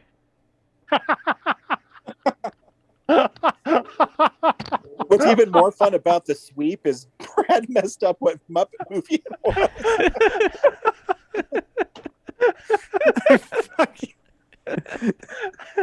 Was the point of doing a YouTube live stream so you could just watch me slowly die inside visually? I just want to show people what 10 years of just whittling Zach down looks like. That's probably the amazing. most cold-blooded sweep ever. It's hilarious. It might not even deserve to be on the list. It really is. It is so cold-blooded. That's so good. It's only his number 4. He's not that attached to it. Yeah, my number 8 is The Great Muppet Caper. You know, it's the incredible story of Gonzo finding out his family's a bunch of aliens. Oh, wait. I put Escape from man. New York as my number 10, which is way worse. I know. Yeah. I really wish I had thought of this and like put Halloween at my number 10 one year But and talked you've about how never much I like seen- Freddy Krueger. You Like, oh, brilliant. Yeah, my number my number 11 is Friday the 13th Part 2. And what I really like about it is how Freddy Krueger manages to slash his way through Camp Crystal, whatever the mob. I actually still love the film as a plot. Like I enjoy watching the Muppets kind of go through this weird diamond heist. There's a sequence in this film that from a puppeteering and technical standpoint is still amazing, which is Miss Piggy and Kermit riding their bikes through the park with the song Side by Side. If you watch the way everything was constructed, some of it still feels like a mystery to me, but I still love that sequence. I love the opening number about how they're talking about how they're gonna be in a movie starring everybody and me. This must have been one of the first examples of a movie actively addressing the fact that they're in a movie for me, like one of the earliest examples, because they're in that hot air balloon and they're addressing the fact that they see the credits and they're looking at everything. I'm like, Yeah. oh, that's adorable. And then the final diamond, the part at the end where they're foisting Charles Grodin's plans, is still pretty amazing to me. I like the film a lot. I remember the music in this film more fondly from a childhood standpoint, like the Happiness Hotel, Side by Side. Like these are songs that are still kind of ingrained in my head. Whereas the Muppet movie, Rainbow Connection and Moving Right Along are the ones that are, but everything and I'm going to go back there someday, but the other songs don't hit the same way for me. But like those 3 from the Muppet movie do. The ones in Great Muppet Caper, they're ingrained in my head more. So yeah. That first 20 minutes or so is really good. Yeah. For sure. And I mean like now Muppet Caper doesn't have my favorite Muppet song of all time. The Muppet movie does, which is I'm Going to Go Back There Someday, sung by Gonzo. Yeah. But this one has probably my 3rd or 4th favorite song, like in terms of a writing standpoint, with We're Gonna Make a Movie starring everybody and me. So like there's still a lot for me to enjoy about it. And like this is one of the ones I'd want to show my nephew when he is up for watching a Muppet movie. He hasn't shown interest in them yet, but when he does, this one will be here ready for it. And also Diana Rigg's in the movie. When you do not want to watch Diana Rigg. I really like Madeline Kahn. Is she in it? Can we put her in it instead? I wish that she could have been in everything. James, I wish she was still alive, but I can't do anything about it. Cool. Brad, Um, number My number 4. Finally, we're getting to something that I can actually speak pretty decently about. My number 4 was the best of this series until 2015, when the director made the best one of all time. And I'm going to team up with Ryan on this one because we're going to talk about this movie. Whiskey.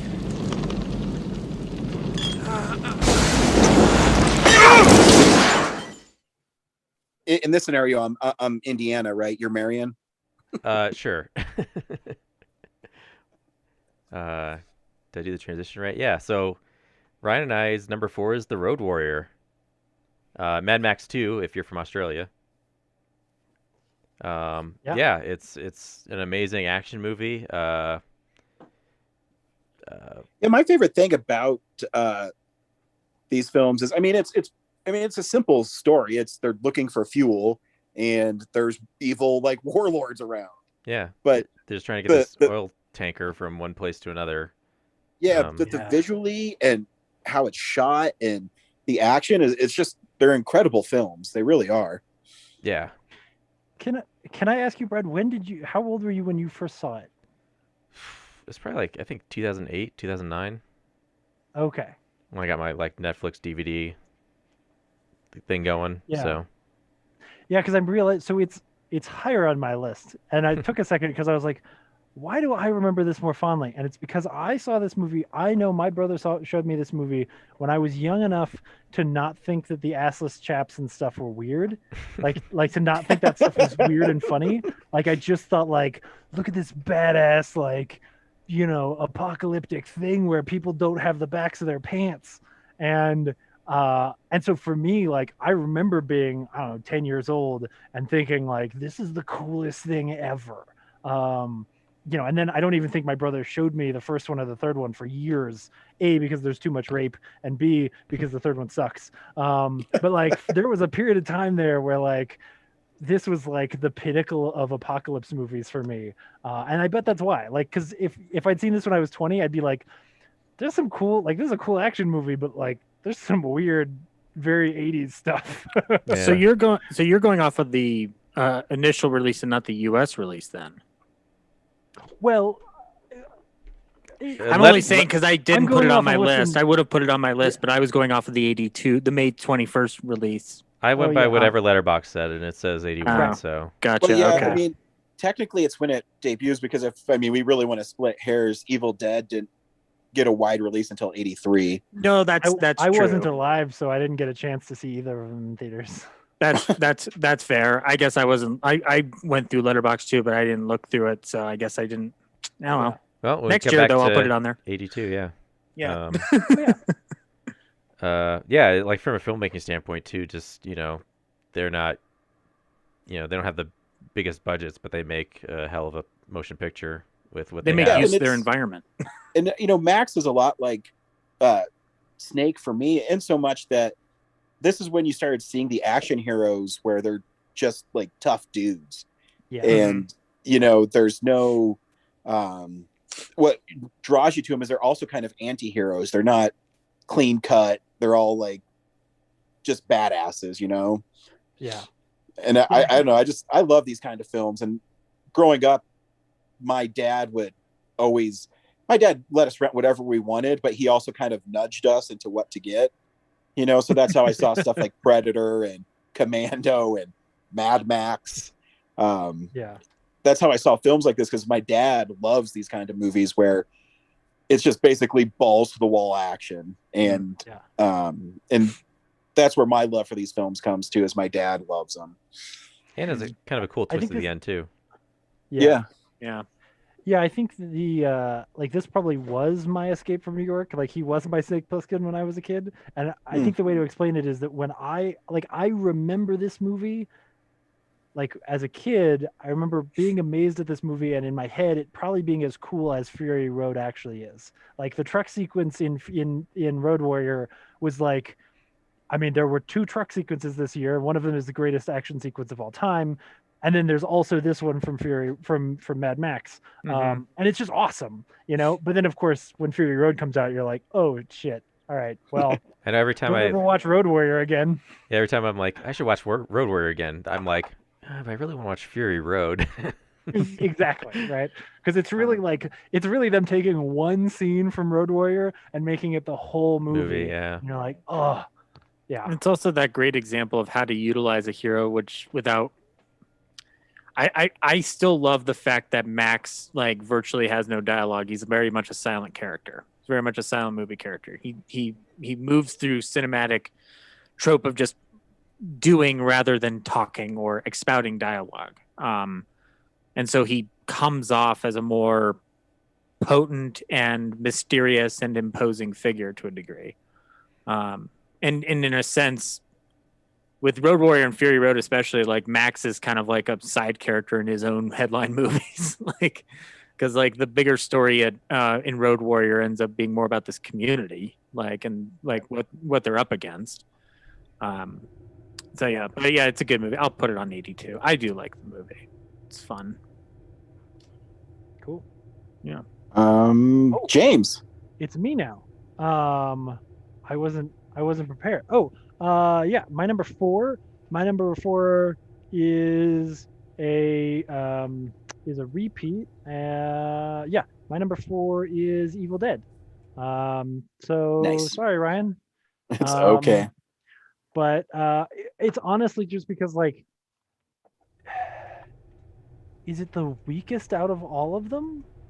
Like, and I don't want to I'd say say- that because I would- it's like revolutionary, but it's one of those where it's like I I don't would go back say to this so. one as much because I watch all the other ones more often.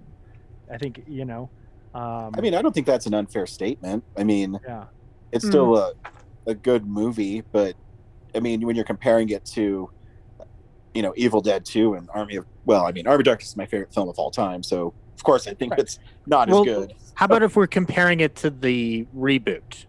I like The I 'cause actually had a conversation about this the other day, and I think it's too hard to compare them because the reboot, or I think it's just a continuation of the story. I think it's more mean and more visceral. Yeah. Where this one, I mean, it's gruesome, but it's also kind of funny because it's so over the top. Where the remake is pretty hardcore. and it's more Yeah. grounded in reality. that remake is one of the most memorable experiences I've ever had in a theater. Like, Yeah. especially because the build up to it. Like, I remember talking to Ryan beforehand and being like, Brian, how hard of a time am I going to have with this? And he was like, yeah, it's going to be rough, and it was like, I showed that movie to my wife. Sorry, Mom. And I still I think she's got a little bit of like shell shock from watching that movie. Like when Halloween comes around, she's like, I don't want to watch that. Like that was too much. Yeah, but I love the original one. Like, of course I own it. I've got that cool steelbook version. But yeah, I just don't go back to it as much because the other ones end up being a little bit more, either they're more fun as the fun version or they're more as the version. So yeah. I think this one's got like an amalgamation of all the things that make the others great, but it's still trying to find its step. Like it's not going into truly silly territory like Army of Darkness does, but it's not leaning into the harder core serious moments that the remake does. So like it's a stepping stone movie, but it's still amazing to watch. Yeah, the two really biggest compliments I will give it is it's the best horror film of 1981 because it's the only one I put on my list. And if I were making my list from a historical importance perspective, it would probably be my number 2.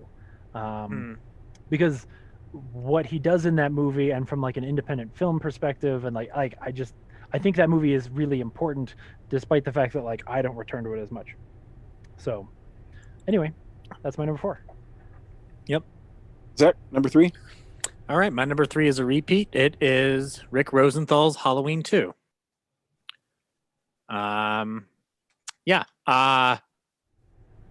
feel like in the world we live in now, this movie is this high on the list because of memory alone and spending so much time with the franchise and not necessarily because of the quality.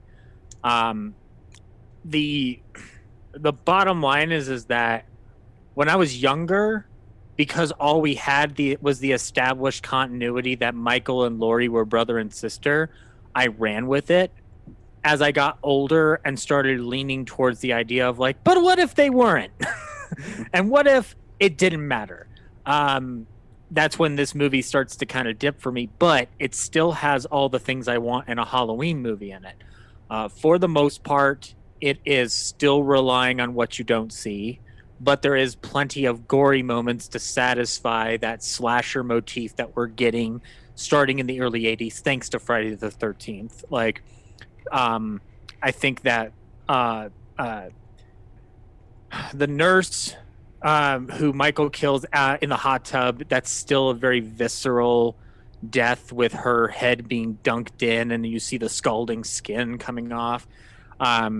I think that the room filled with blood on the floor, it took me a while to figure out if Jimmy died or if he just went unconscious after falling, because then he comes back out of the hospital, gets in the car, and then he just fucking falls onto the horn of the car, and then thus attracting Michael's presence. So then Laurie has to get out of that car and then go to the front door.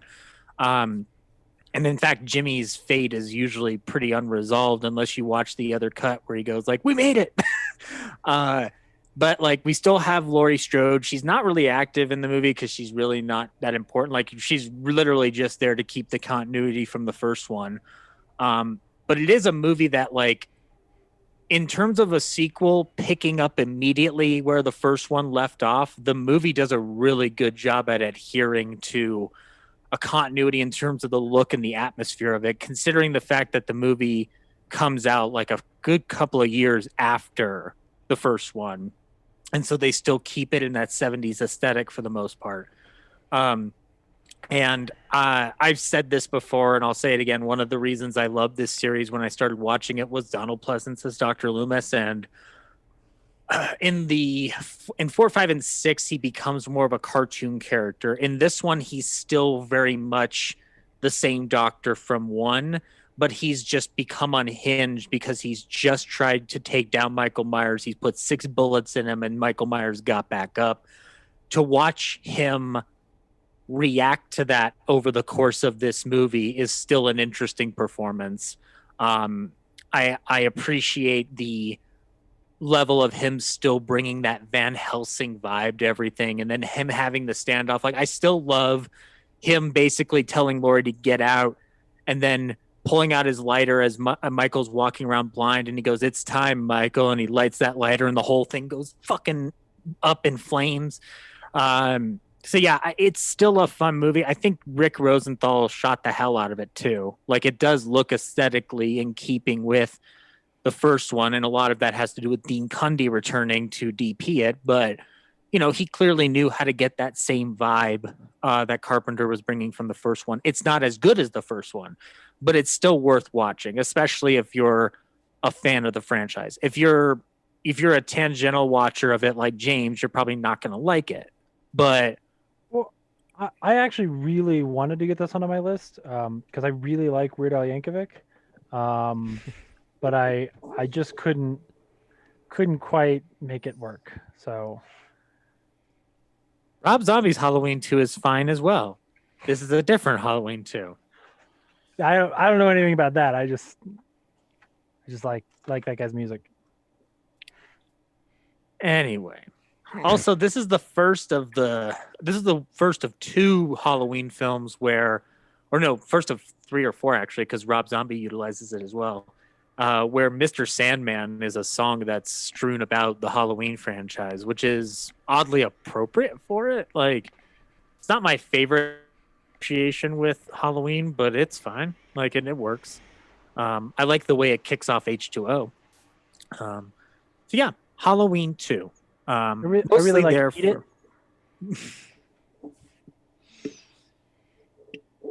I like that Star Wars one he did. Most of Running with Scissors is really good.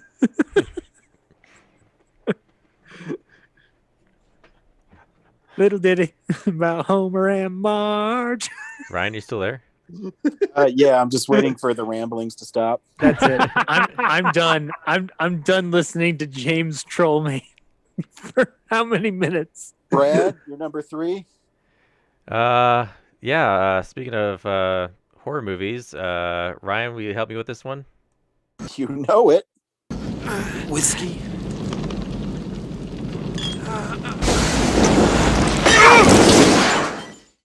Whiskey.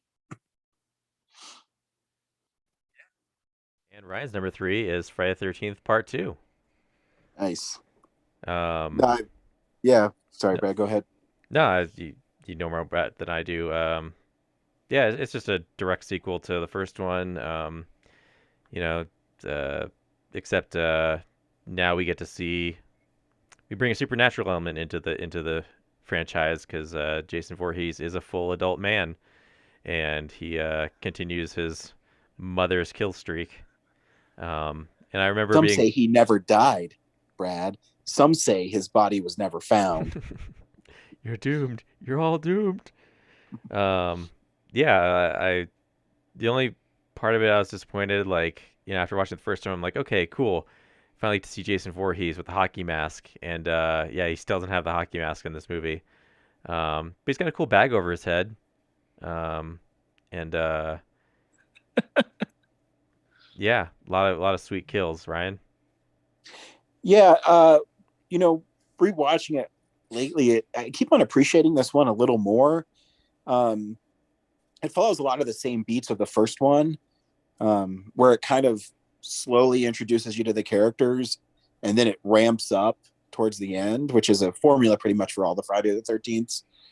But what I really loved about this one is the score is really great, and I think Jason is pretty scary the last 20 minutes of the film, where he's chasing Ginny around, and just everything about it, the music and the way it's shot. I think Steve Miner brings a lot more energy to the film than Sean Cunningham did. Mm-hmm. Yeah, Sean just kind of a lot of it's just the camera is sitting back and voyeuristically like watching everybody until a kill. Yeah, I agree. And Miner kind of puts you in the scene a lot more. I think his shots are a little tighter. You feel like the kids are actually like really being like viciously stalked. Yeah, and Jason's really, he's really mean in this one, and he's scary. In the game, he's like the toughest version, right? Like he's the most powerful. Yeah, it's an unusual film too. You can trick him into thinking that you're his mom, and that's how they beat him. I was gonna say, Ryan, I actually like that part of the movie a lot the more I watch it, because I do find it like this interesting angle that they never, rightfully so, they never go back into it after that. But like, I kind of like the idea of like that is one way to try to get the upper hand on him, at least this early on in the series. Yeah, well, obviously they play that he's not smart, but right, his way he gets people kind of proves that he is. But yeah, no, like I said, rewatching it, I just appreciate it more. Like the last 20 minutes, I think, are some of the best in the series, where it's just that, the music with the violins and Jason chasing them, and yeah, it's pretty. It's a fun Friday the 13th film. Yeah, and that great stunt of him jumping through the window. Yeah, yeah, grab her at the end without his mask on. That's Friday 13th kind of piggybacked off of the Carrie jump scare at the end, where don't get too comfortable because they're gonna come back. I always thought Alapalooza was an underrated album. Yep, Jurassic Park is frightening in the dark. Yeah, but then there really wasn't like I thought there should have been like him singing to the Jurassic Park theme, and it wasn't on there. So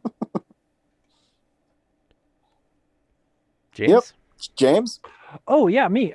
Cool. So my number 3, hot take. I think this is my favorite Bill Murray movie. Sorry. this is it. Yeah, my number 3 is Stripes. I love this movie, and genuinely, especially if you'd asked me when I was a teenager what my favorite Bill Murray movie was, it was this one. Like, and I would totally understand people saying that Ghostbusters is funnier, because I'm sure it is, but like something about, I think Stripes was on TV a lot, so I watched it a lot, so I knew it really well. And yeah, I just always thought it was really funny. I don't know. There's not much else there other than just I really like Stripes. John Candy's really good in it. So yeah, that's my number 3. It's a fun movie, because what I like about it is, I know I mentioned my dad showing us, Commando and things like that, but he would also show us stuff like Full Metal Jacket and Platoon. And then when you want to watch a movie like Stripes, you appreciate it because it's funny and not heavy. Right. Yeah, and I'm sure it's one of those things where, like, if you hadn't seen it when you were younger, and so this whole weird story about like them making a super Winnebago and going behind enemy lines in a Winnebago probably comes off as like, what? This is weird. But like, to me, that's just what happens in the movie. Like, that just is what happens. So I always thought it was really funny. Like, I don't remember it really well, but is the end just like it just kind of goes off the rails and totally like abandons Bill Murray for a bit? I don't think it abandons him. He's like, it's because they get split up when they go behind enemy lines, and so it's not like it's just about Bill Murray and Ivan Reitman anymore. Or not Ivan Reitman. Harold Ramis. So I could see how you could see it that way, but I don't think it really abandons him. I don't remember it that well, but yeah. I don't think it captured at some point. Anyway, yeah. But yeah, I just always thought it was really funny. So there you go. Stripes, watch it. Nice. Zach? All right. My number 2 is The Right Movie in the Right Place. My number 2 is Escape from New York. It's a repeat also. Oh, fuck. You got fucked. Yeah, you really did. Yeah. Almost like you did with The Fog. Mm-hmm. Look, Ryan, it's James. Almost like you overvalue John Carpenter. No, I think if anything, you people undervalue him, and I don't appreciate this disdain for Mr. Carpenter and his penchant for playing Fortnite these days. Now, Really? He's apparently a big video game head. He and Ice-T. I think of the. Sorry, I just had this image of like Ice-T playing Call of Duty on a couch. Yeah, no, made me happy. That's actually a really fun image in my head now too. Spielberg plays video games too. I'm just like, when does that guy have the time to play video games? Yeah, making 2 movies a year. But anyway, Escape from New York is a film that I kind of got into later in high school, and I kept rewatching it my senior year a lot. I think a lot of it has to do with in terms of an action film. I appreciate the aesthetic he brings to New York, where it's a horror hybrid. So it's not strictly just an action movie. It's also got a lot of a horror vibe to it, and there's genuine tense moments throughout the movie, especially when he's wandering through the different like hovels of New York. And I do appreciate Kurt Russell getting into this Clint Eastwood type of mode. I think it's like one of those. I think if people who are big fans of it are fan for a reason. Like, he is an ultimate badass. Like, and he does cavort himself in that manner. If anything, everyone else around him is kind of building him up. Snake doesn't want to be there. Snake wants to just. Snake's under the impression he's gonna die anyway, because he's basically being. He's about to be like. He's about to be executed until Lee Van Cleef pulls him out and goes like, I've got a job that'll give you your freedom. And he's just like, well, I don't give a fuck. Like, fuck your president. No, I'm done. You caught me, whatever. Like, I just, there's something about the way he carries himself that I appreciate that kind of a character, to the point where Escape from LA does the same thing at the very end, but in a much more, I don't hate it, but it's a different way. The whole impetus with Escape from New York being that they have to get this tape played at this world conference that Donald Pleasance is supposed to attend. By the time it gets to the end and he's about to make his speech to the world, and he plays the tape and it's just Cabby's music tape, and you see Snake Plissken unwinding the tape and just like saying like fuck it, like he doesn't care about world peace, like the world peace doesn't matter. It's not necessarily an indictment on the world he sees him in so much as just like none of it's going to matter because you're still going to keep this institution around. And it's not like Escape from New York has the heaviest themes going on about it, but I appreciate this kind of like fuck it mode that the movie decides to go into by the very end. And having that kind of Snake make that kind of choice at the end. And there's a plethora of wonderful supporting players, from Harry Dean Stanton on down to Isaac Hayes playing the Duke of New York, #1. And Donald Pleasance is not the greatest movie president we've ever had, but he's the most hilarious looking U.S. president in movie history that we've ever had. Because, first of all, Donald Pleasance is a British native. Why is this guy the president of the United States? I guess it doesn't matter. And why are you showing a still from Lockdown? I hate you. Actually, I've never seen Lockdown, but I've heard that it's basically this movie in space. I think it's called This Lockdown. movie's called Lockout. Lockdown is a movie with Anne Hathaway. Lockout's pretty good. Okay. All right. Then I'll have to check out Lockdown, Lockout, whatever the fuck. But yeah, no. And it's a score that I still go back to. I like John Carpenter's scores a lot. This is one that I listen to even more so than like The Thing, and The Thing's like a better movie for me, but this one is like, Yeah. like the score for this one though is just a lot of fun. Like it's a pretty solid like early 80s action movie kind of a score. And I actually like what he ended up doing with the remixes of it for Escape from LA, which again, that movie's not perfect, but still get a lot of fun and joy out of it. See, you're just being mean. You're just being mean. And Lee Van Visual Cleef. jokes on a podcast. Brad, I'm really regretting this whole feed decision. Finally, after 10 years, we can finally get our visual gags out of the way.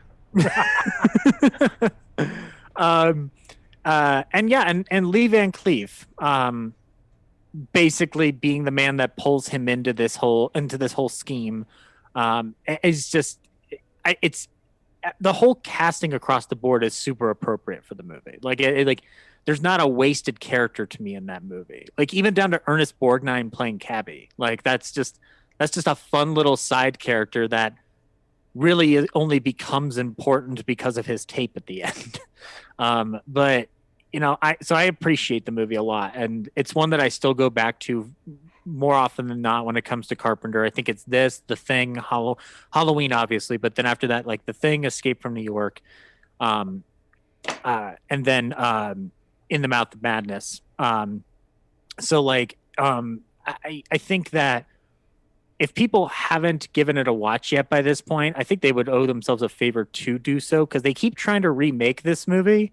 And the more I rewatch this one, I'm like, I don't think you need to. I'm not opposed to remakes, but I think this one's fine just the way it is. Like, you could probably leave this one alone and be fine. They also technically tried that with Escape from LA, and everybody shit their pants. So clearly we can't remake this movie. And I haven't seen Lockdown, James, so I don't know if it's a good remake or not. It's called Lockout, Okay, whatever. and they weren't trying to remake it. They were just trying not to get sued, and they failed. Okay. Yeah. It's not, I've actually watched it within the last year. And Escape from New York or Lockdown? Lockout. I watched Lockout in the last year. And about halfway through the movie, Brooks paused it and said, "Oh, I didn't realize I picked a shitty movie." Wife's super So, smart. Yeah. Yeah, but she hasn't seen Escape from New York. I didn't show her that one because, like, why? Well, then that's when she's going to say to you, "Oh, I didn't know you picked a great movie." Brad, move us out of here. Yeah. So we're on my number 2. Yep. Yeah. You know what? I'm gonna enlist Ryan's help for this one Oh fuck! because my number You 2. Guys, you guys don't call each other. Wait, Ryan, you got to turn your video on because I think you got the rest of the Baby.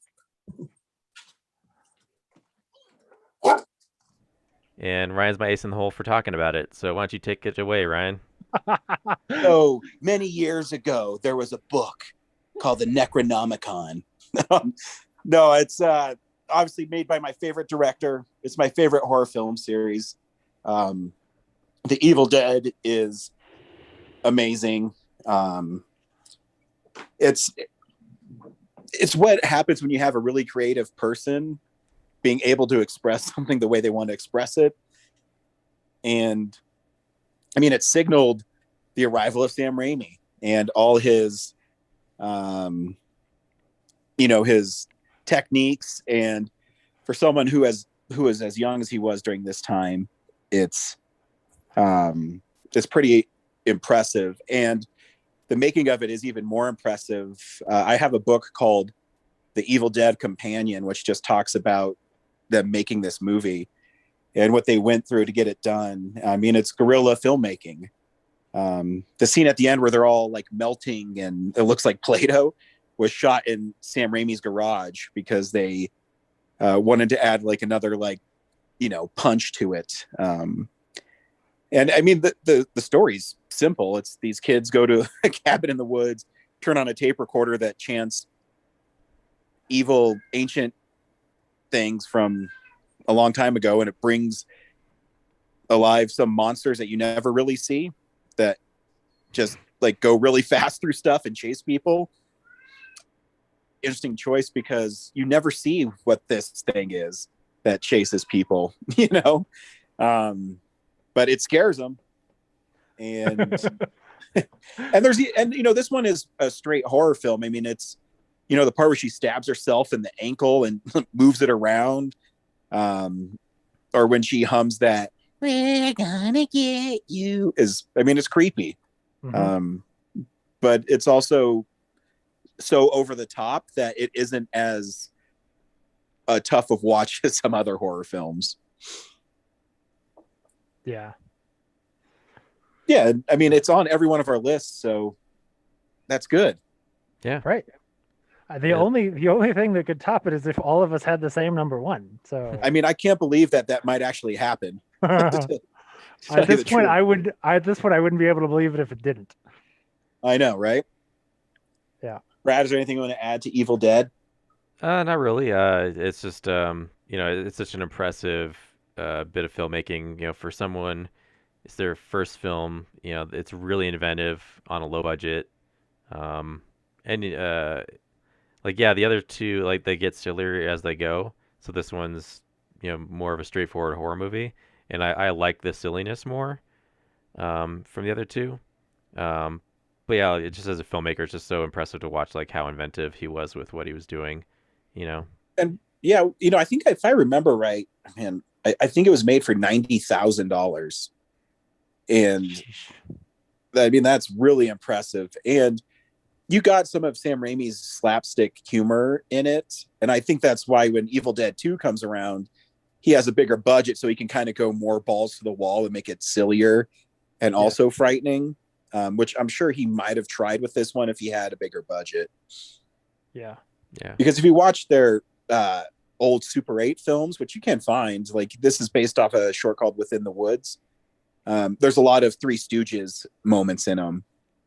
So he's always done that kind of silliness. Yeah. It seems like, they're like, okay, we're gonna make our feature film. Let's take this seriously. So they probably scaled that back a bit. Yeah. But when they got the freedom to like, oh, we get a chance to remake this movie, let's do it the fun way that we like. So Yeah. and we have more money, great. So yeah, it's awesome. Hell yeah. Cool. James, number two. My number 2 is a repeat. My number 2 is The Road Warrior, a movie where Mel Gibson fights this dominatrix dude. So, like I said before, like this was a movie.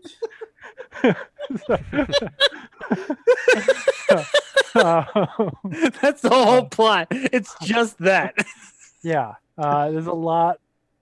Just reminds me. Costume changes. The costume decisions in this movie, looking back, are fascinating. But it reminds me of like I was driving to Colorado Springs recently, and there's just a street called Leather Chaps. You know, like Alameda. It's just Leather Chaps Boulevard or something. I'm like, that's not as cool as you think it is. So I yeah, this is a movie that definitely like defined an aspect of what I thought was cool, which is an interesting sentence in light of what we're talking about. But what I really mean is like the truck sequence, that truck chase is such a cool action scene. The twist at the end of it is so good.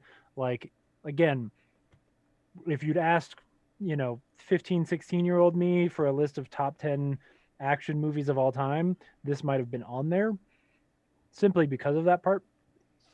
Like, I just always thought, like, I thought the character was cool. Like, I would almost argue, like, if you could put them in their context, like, I still think this might be a better movie. Like if you thought about it in terms of like, okay, you either get, Road Warrior the year it came out by comparison to everything else, or, Fury Road the year it came out. Like, if you could live in that context, I just think it's really cool, and pretty impressive for like the budget of that film and whatever. So anyway, yeah, The Road Warrior is awesome and was always one of my favorites. And then, you get Fury Road, and it's like a dream come true. So that's my number 2. This dude's rocking the hockey mask a year before Jason gets his. I know. Yeah. Maybe it makes you wonder what Jason's got on under the rest of his clothes, right? Like Ashless chaps. Could be. So Cool. we've come to the part of the show where we all reveal our number one. Hey, what was that? I don't know. That was I don't you. know. That's you. Sorry, that was my accidentally on my soundboard. Oh, Destroy weird. Yeah. Yeah. So I guess we're gonna take a break to acknowledge a first for the show. Yeah. We all have the same number one. Yeah, which is not that hard to say because it's the greatest adventure film of all time. Yeah. You know what? I wish I could say we were close. Like I think Who Framed Roger Rabbit was one of them where like I put it at my number 2 and you guys all had it as number 1. Yep. So I'd like to say that I planned this where I was like, no, it's gotta be 81, but I didn't. And here's the trailer. Yeah. Oh, so I don't get to introduce it? Fine.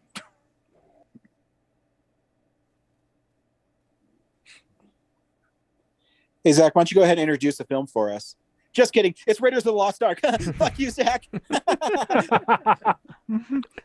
It's Brad, all is of our it number too- ones. Hey, Brad, is it too late for me to make a change and put Great Muppet Keeper at number 1? I Yes. mean, Yeah, the Decidedly. graphics been made. if that's what you Okay. really want. So normally I would, talk about why my pick is the best. But James, this is one of your most favorite films. So I think you should wax poetically about Raiders of the Lost Ark. Yeah. I've done that a number of times on this show. So I've told the story of like the fact that this movie is so good, it taught me about how character and story actually work. There's a whole sequence where the villain of the movie explains to you how to create a good villain. but I mean, I think especially in this year with all the stuff we've talked about, the biggest thing is to talk about like I think specifically what Frank Marshall does as the second unit director, creating the action sequences for this movie, most specifically the truck sequence, is legendary. I mean, this movie, like, I think 2 or 3 of the action scenes in this movie would be listed as the greatest action set pieces of all time. You see people try to do some of this. What was it? I just saw a trailer or something. Uh, the Falcon and the Winter Soldier has like a truck sequence that is very like reminiscent. Like you've seen people try to do it, and it just still doesn't quite measure up. It is an absolute masterpiece. And then I think I would also talk about Marion Ravenwood and the fact that this is a movie ahead of its time as far as creating a female heroine who's actually really cool, who's not just a damsel in distress, even though she serves that purpose from time to time. Like she's a cool, inspiring, fun character. We're not going to talk about the underage sex thing. And it's somebody that like when I watch that movie, like I'm thrilled by and excited for, and like watching her smack people in the face with frying pans and escape and all of that stuff. I feel like she has the same level of agency as Princess Leia, which makes sense given who's making these. Yeah, I think that's fair. Yeah, she's definitely a passenger in the story, similar to Princess Leia, right? Where like we're all going together to wherever it is we're trying to get, but you know, every now and then Princess Leia is going to take the blaster and shoot down the thing and jump into the garbage chute. Same thing with Marion. I think that maybe the relationship there is even better, right? Like that first scene between which now that I say we're not going to talk about the underage thing, I'm going to specifically talk about that scene. But that first scene where like he goes and meets her at the bar and like she gives him hell, like you just can't help but love her. Like she's great. It's just a really well written character. And yeah, I adore that movie. I could watch it every day forever. It's just a lot of fun. It is a perfect film. I just don't think, you know, I just don't know that you could really fix it or make it better. So, yeah. What's fun is that it's universally loved too. I took when movies theaters started reopening, they were showing classic films, and Kellen loves going to the movies, and Kellen loves action movies. And so they were playing Raiders of the Lost Ark. And so I asked Kellen, because he saw it about a year ago, and he always remembered it when Indy was hanging off the truck and, you know, trying to hang on, and he gets shot, and, you know, he's fighting the bad guys. Kellen loves that scene. So I asked if he wanted to see that in the movie theater. And he said, yeah, I do. So when I went to see it at the Highlands Ranch 24, it is the most attended film I've seen since they've reopened the films. It was sold out. People were cheering. People were laughing. And nothing's more cool than watching a movie that you love and that is that well made still hold up 40 years later. That everything about it's iconic. When I was a kid, I wanted to be Indiana Jones. You know, I wanted the fedora. I wanted the whip. And my appreciation for Raiders is I can't even put into words because it's such an important film to me. I just love everything about it. And that my little boy loves the film too is just the cherry on top of my movie Sunday, because that's what this sounds really lame, but when I now that my little boy's older, you know, I'm always afraid to show him movies that I love, because is he gonna love these movies like I love these movies? Yeah. And I can say that he loves the Indiana Jones movies like I love the Indiana Jones movies, that he can tell you why he loves them is really fun too. You know, he loves them because Indiana Jones, he said, is a very tough guy, Daddy. So I said, well, what do you mean, Kellen? He said, well, when he's hanging off the front of the truck, you have to be really strong. And I said, you do have to be really strong. And and I just love the iconic shots in it. You know, when he goes to the bar at the beginning and his shadow is cast along the wall, and Marion knows who it is right away because of his shadow. When they're digging in Egypt, I think the shot of just them with the sunset is incredible. I could just go on and on about this movie, why I love it. Brad, why is it your number one film? Yeah, it's a far above the others number one. You know, look, like trying to make this list, and you know, like I like Evil Dead and The Road Warrior and Friday the 13th, but like those caliber of movies, like Raiders is so far ahead of all those. It's incredible for this year. Yeah, it's a great adventure movie. It's a great love letter to the old serials. You know, it would be easy to make like a Zucker brothers lampooning of the serials, but you know, Lucas and Spielberg made something like is its own thing. You know, it's James Bond for Americans. You know. Yeah. What else? Yeah, the stunts are great. You know, they could have just copied what the serials did. You know, the low budget soundstage serials, but you know, they brought it into like a larger world and like elevated it. Yeah, and I've said it before, like Last Crusade is my favorite because it plays with the puzzle solving aspect of, you know, this mythical archaeology type thing they're doing.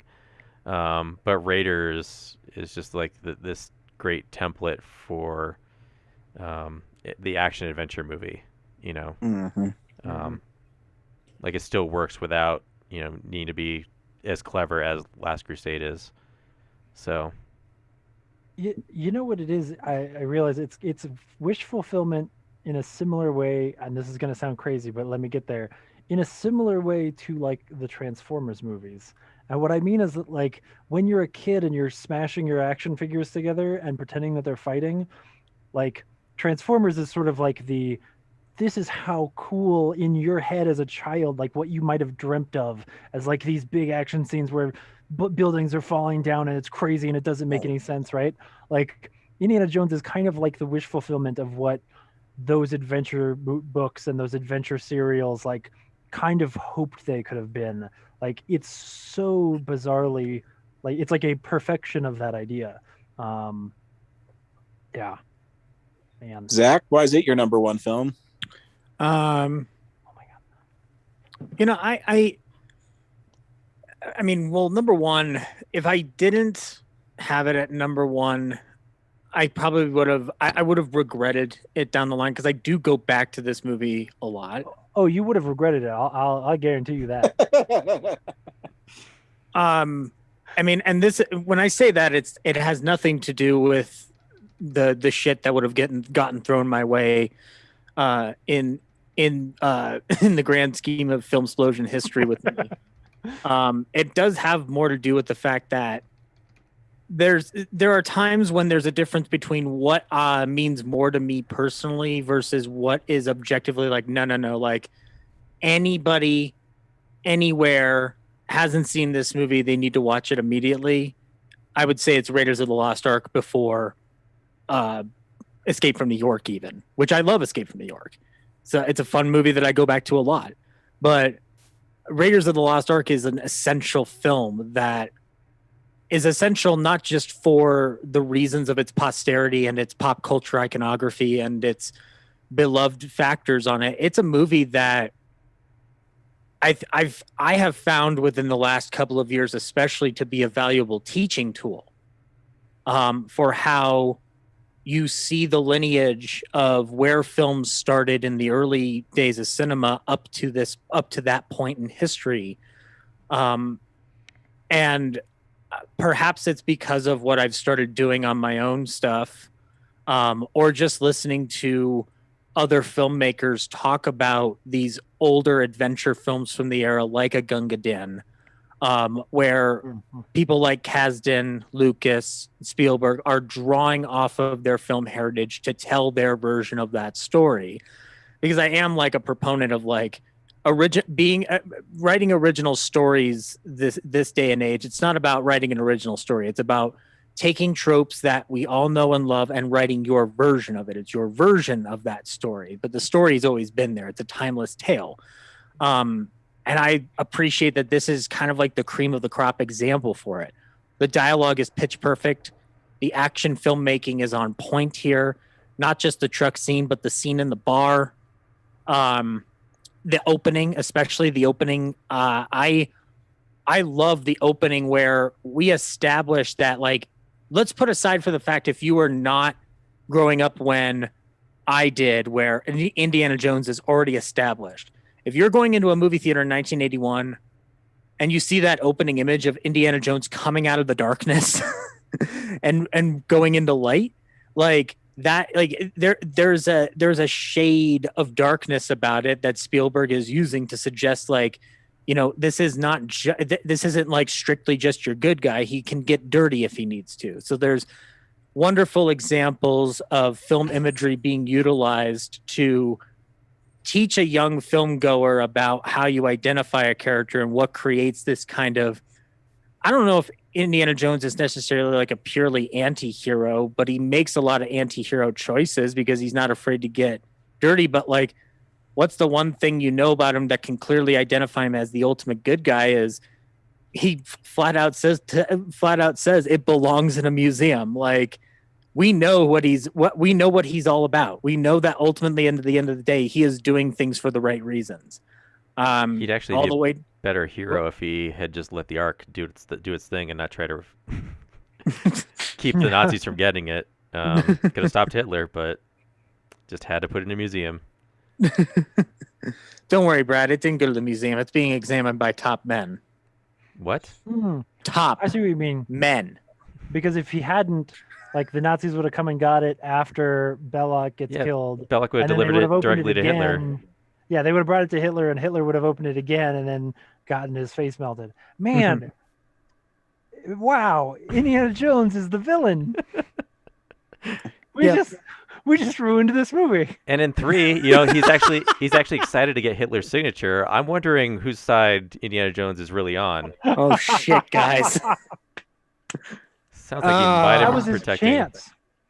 Yeah.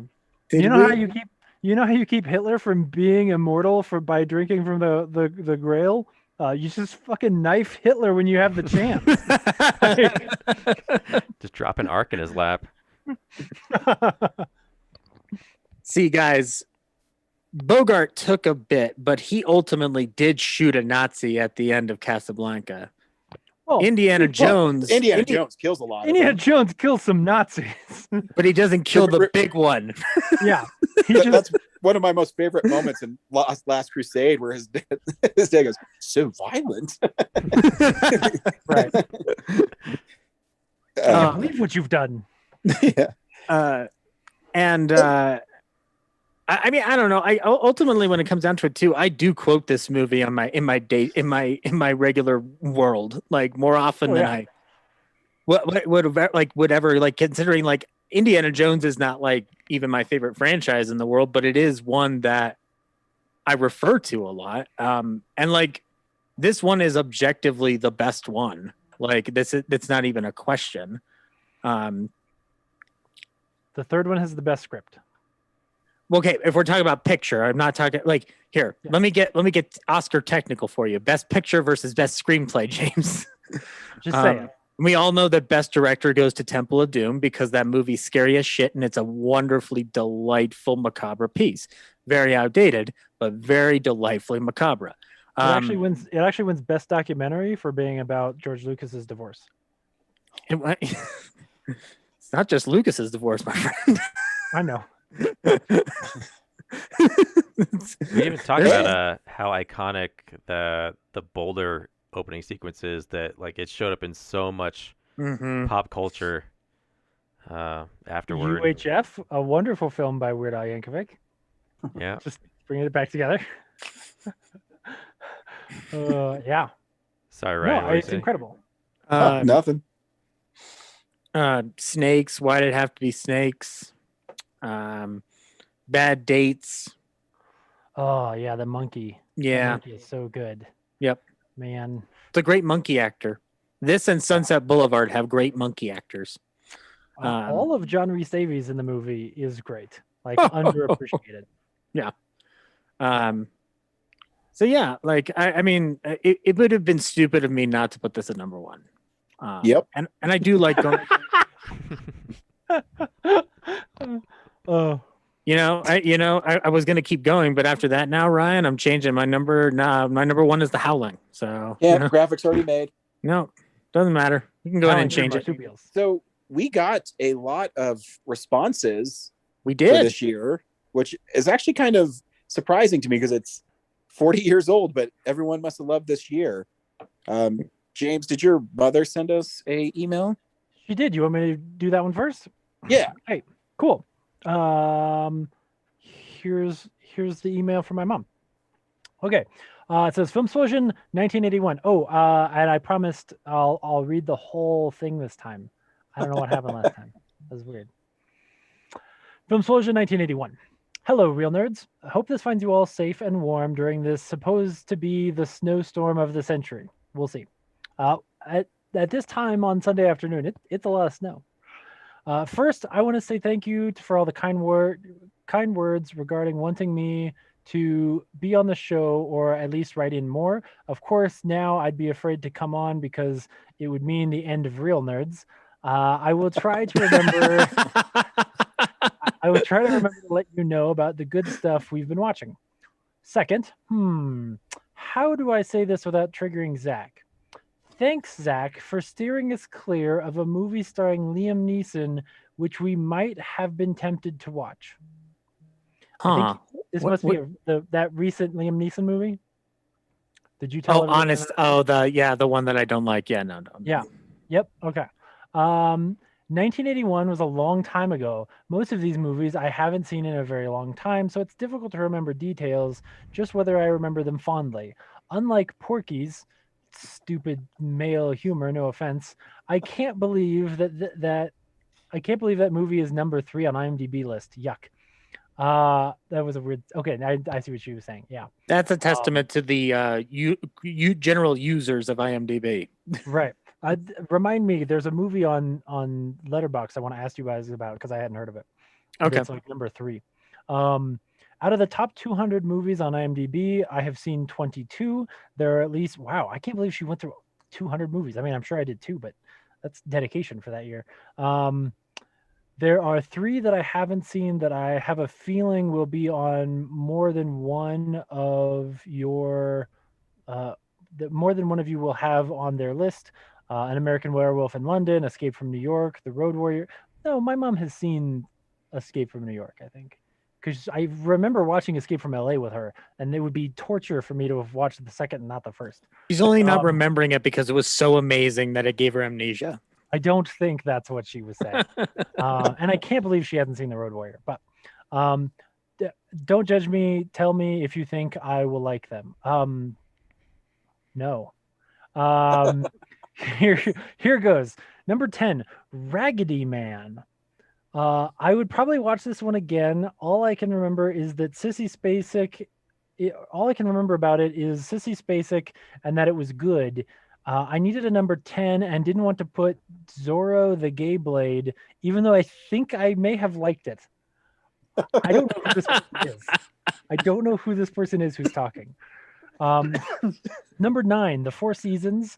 This movie has a great cast: Alan Alda, Carol Burnett. That is a good cast. Rita Moreno. Rita Moreno.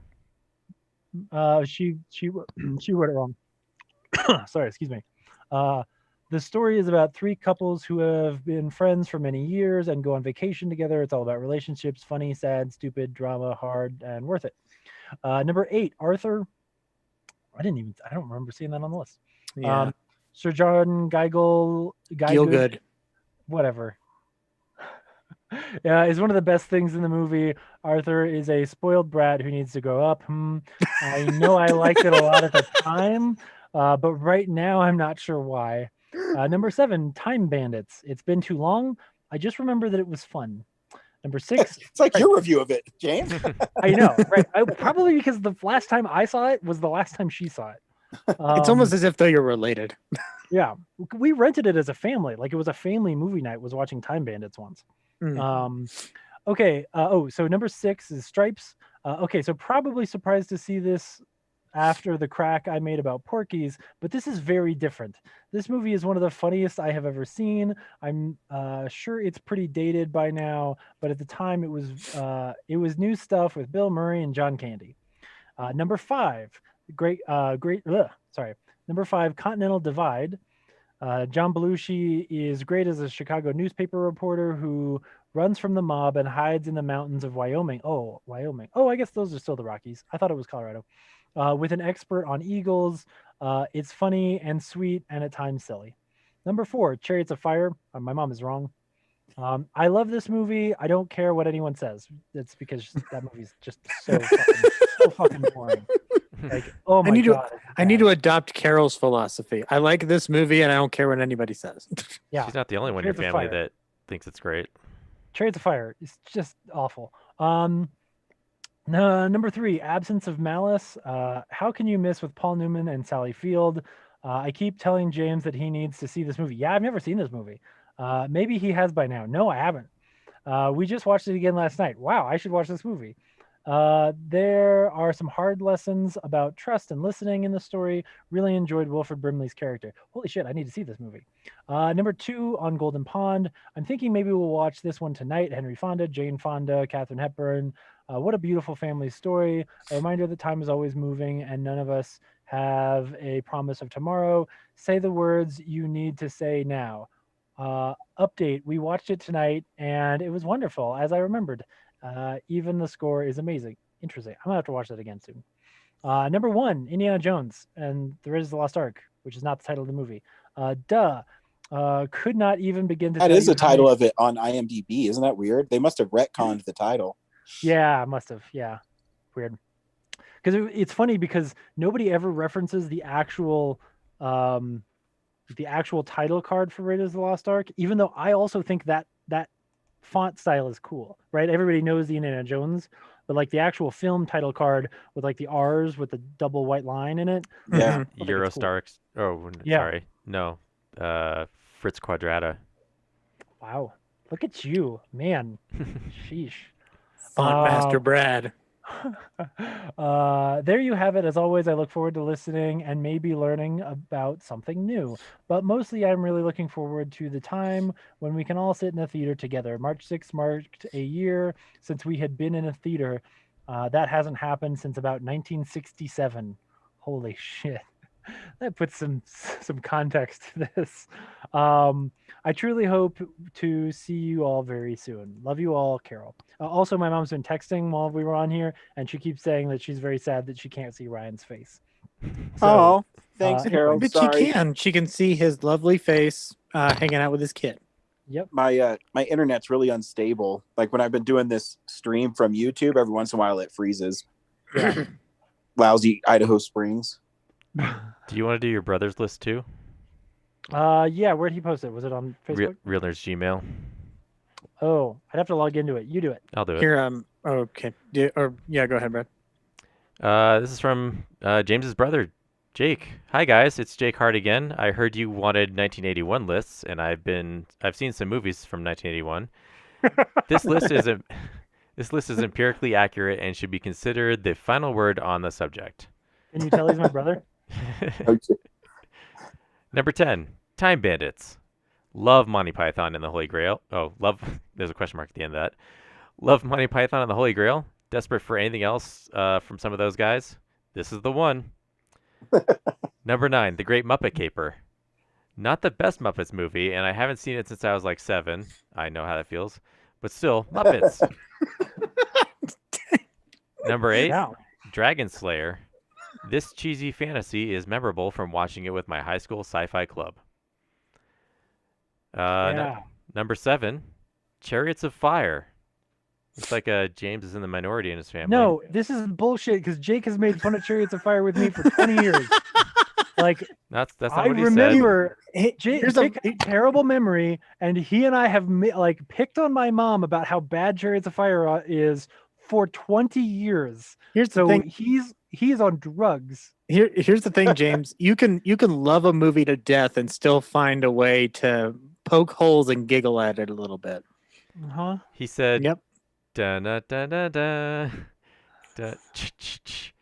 Vangelis, yeah. This is a high quality, deserving film, which still somehow ended up behind number 6, Escape from New York. It's not just cheese; it's Velveeta cheese. Number 5. What is it with all you people? If you make Zach think you did something cheesy, you really did something cheesy. God dang it! It is cheesy, but I know why it's being said. Number 5 is it's artificial cheese food, man. For Your Eyes Only, featuring the only car to ever survive James Bond driving it, a tiny Citroen made out of a lawnmower and a box of paper clips. So I do want to point out that so far, while not in the same order, his 10 through 8 are my 10 through 8. I don't think it changes because his number 4 is History of the World Part 1. Yep. Mel Brooks makes all the great tragedies of history fun. Number 3, Stripes. Army training, sir. Number 2, The Road Warrior. I've long been partial to post-apocalyptic settings, and as far as I'm concerned, this movie invented it. Someone else may have actually invented it, but they are a little puppy.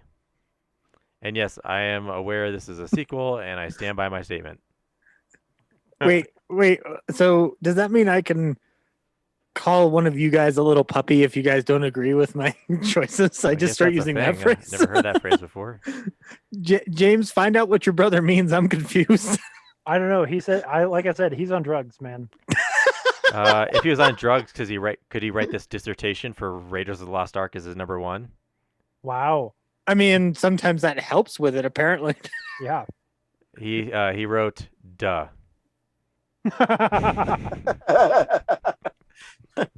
You know what? I agree with that. Yeah. Can we have him write that for the official Academy Awards synopsis? Like when they break down each year and they reason why each one was nominated. That's just the word that goes next to Raiders of the Lost Ark for its nomination for Best Picture. And the Oscar goes to La La Land. Duh. I will point out that is also what my mom said. Like the first word in her review of Raiders was duh. It's a family thing. Yeah, your family's on the same page. Yeah, we got a bunch of Twitter stuff, I guess. Yes, Yeah. we've got some Twitter ones. Ryan, do you want me to start off with some that I received? Yeah, go ahead. Okay. So first off, we got Tree Kimber, who's been listening since she found out about us via the Film Club. She chose The Entity, which Ryan and I talked about not too long ago. Yep. Evil Speak, Strange Behavior, and Butcher Baker Nightmare Maker. Yeah, Tree's a horror fan. So actually, Ryan, you and Tree would get along. Evil Speak is weird. Clint Howard's really good in it. I've never seen Evil Speak, but she's not the only one to have put this on her list. Smokey from Rated H Podcast wrote down Scanners, Blake Edwards' S.O.B., which is a good movie, Escape from New York, and Evil Speak. So two for Evil Speak. And then Kev Moore from Film Guff and Amicus is here wrote Possession, Time Bandits, Escape from New York, For Your Eyes Only, and An American Werewolf in London. So yeah. They're the first person to mention Possession. Letterboxd has Possession as the number 3 most relevant film of the year, like the one that most people have marked as seen. Have you guys ever seen Possession? Do you know what it's a Sam Neill movie? Okay. Nope, never seen it. It stood out to me because I was like, wait a second, like, Stripes is on page 2, History of the World is on page 2, but the number 3 movie is Possession. So anyway, maybe this is one we need to, on a down week, we review Possession. Yeah, it's just weird because by default they list them by popularity, which I put in quotes because it's just a mark of whether or not, like, how many users say they've seen the movie, right? So Right. the top 3 movies are Raiders, Evil Dead, and then Possession before American Werewolf. It Right. just seems crazy to me. Sweet. And then Tyler Maybe, one of the co-hosts of Pop Culture Brews, wrote Escape from New York, Raiders of the Lost Ark, Friday the 13th Part 2, and Stripes. Nice. Our friend Andy also just put Stripes. So That's right. so know that's Stripes is fun. it is fun. Sorry, I got to go back a little bit because Zach Bynes sent one when I first posted, and I forgot to flag it, and now I can't find it. Yeah, I think Extra Cool sent a response on Twitter that I can't find either. I'll search it. Batman with Cats said, Oh, Raiders that's of Anthony the- Kuba. Raiders of the Lost Ark, History of the World Part 1, Stripes, An American Werewolf in London, Escape from New York, and topped it off with, wow, what a great year for film. Mm-hmm. Yeah. Um, Anthony does a really fun podcast called Poptimistic. So he's really into pop nerd culture like us. So cool. I found the other Zach's. Is in no particular order. Evil Dead, The Prowler. Fuck yeah. Someone else got Prowler on there. Halloween 2, Scanners, Happy Birthday to Me, which is another slasher film. It's interesting. An American Werewolf in London, The Beyond, Which I saw. Excalibur makes. I was gonna Sorry? say, like, The Beyond was the first time. Like, I saw that at the drive-in with Bruce Campbell last year. Oh, cool. It's a Groovy. weird one. Was it Fulci? Yeah. yeah. Excalibur, History of the World Part 1, and Mad Max 2, aka The Road Warrior. Is Happy Birthday to Me like the kids getting like the kebab stuffed in his face Yes. on the box? Yeah. Yeah, that's in the Yes. that's on the poster, yeah. Yeah. Did we get Pirate Cat? Yes. Yeah, that yeah. Okay. Batman but with cats, that was him. Wait, was Extra Cool? Is that the list? That wasn't Zach's That's not list. Zach Bynes, that's Extra Damn Cool. it. That's a different guy. That's Extra Cool. Fuck. I was What'd gonna do with be his like, list? do I mention this or do I just let him ride? No, you need to stop me from being an idiot, Zach. God damn it.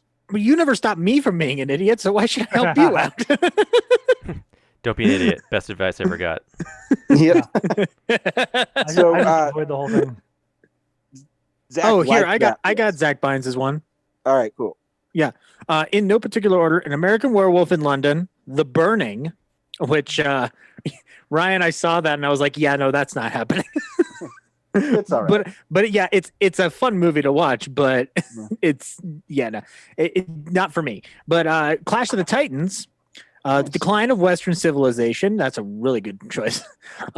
Escape from New York, The Evil Dead, The Funhouse, which was in contention for me, Miss 45, Polyester, John Waters' film Polyester, and The Prowler. So yeah, Yes. Prowler showed up on 3 people's list. Nice. yeah. Clash We got a of lot of the horror fans. We got a lot of horror fans chiming in. This is a fun It's a good year for horror- horror films. It So was a good year for horror. yeah, Clash of the Titans is another one of those like cult classic films that like people who were alive then really liked. That I think is like neat. You look like from just a film history perspective is like cool to look at, but yeah, not one I would have put on my list. it's we had a sci-fi film club when I was in 6th grade. And they mainly were showing Star Wars films, but one week they showed Clash of the Titans, and I was Yeah. like, "This is fine. This is not." And then I Yeah, saw the remake, and I was like, "This is worse. This is Right. worse." Right. Ryan, did we watch Clash of the Titans for world history? Yes. Yeah. It's very important to us to know the Medusa story. No, you did not. Yeah, I think it's like a my Greek God. mythology thing. Oh, public school, man. Yeah, here, Best. James, I've got a good one for you. You want to hear an actual true thing? Science Hold on. class in 7th grade.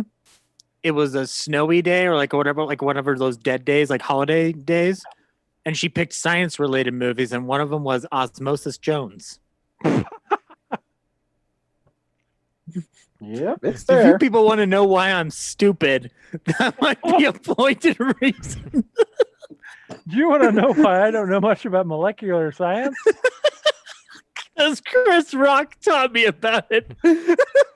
I'd also like to point out Zach Bynes has his own podcast now, Talking Trauma. You can listen Yep. to it on YouTube. And I will be a guest on one of the episodes very soon. Because they already recorded it. So thanks for everybody for sending in those lists. That's awesome. I appreciate it.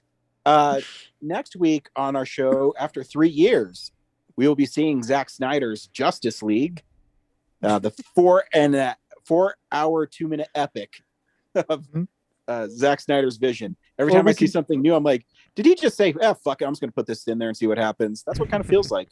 Yeah. Or we could watch Osmosis Jones. Yeah. Our next retro film explosion will be 1991, be in a couple months. Also, we are going to be doing our 100 favorite films from our 10 years as a podcast, where we will debate those. You can follow us. In the same room. Yeah, I know. We will. You can follow us on all social media platforms. Thanks for listening. Bye. Bye. Hello. Oh, I mean, bye. I submit to you the best film of 1991 is Hook. Discuss. Okay, see, we have a chance to do what we did today again, because we all know what the best movie of 1991 is. Yeah, it's The Rocketeer. No, it's not, James. Now I know why you don't like what is clearly the number one choice. Let me explain to you about The Rocketeer and Fox and the Hound, and then you will be on my side about how The Rocketeer is the best film of 1991. No, you're probably right, Zach. You're probably right. I know I am. In fact, I might rewatch that movie tonight. But man, fuck that dude re-releasing his goddamn dog shit movie back in China just to steal money from people. Like, fuck that guy.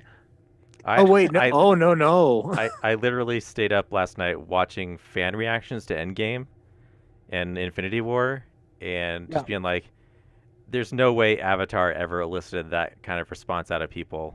No. Like, I need to see the Chinese responses. Yeah. And James, which movie are you thinking of? Because Terminator 2. Terminator 2 came out in 91? Yeah. Mm-hmm. What movie are I'm you thinking of? Silence of the Lambs. Fuck no. Why would we all think that Silence of the Lambs is the best movie of 1991? Well, until recent, I forgot that Terminator 2 came out in 1991. So, but you remember that Point Break did, right? God damn it. We're out of here. Yeah, I haven't ended the stream yet. People are getting a free preview of Filmsplosion 91. We gotta stop this. Oh my god. All right. Terminator 2's fine. Oh god, but... let me end it. Suck my balls. Okay.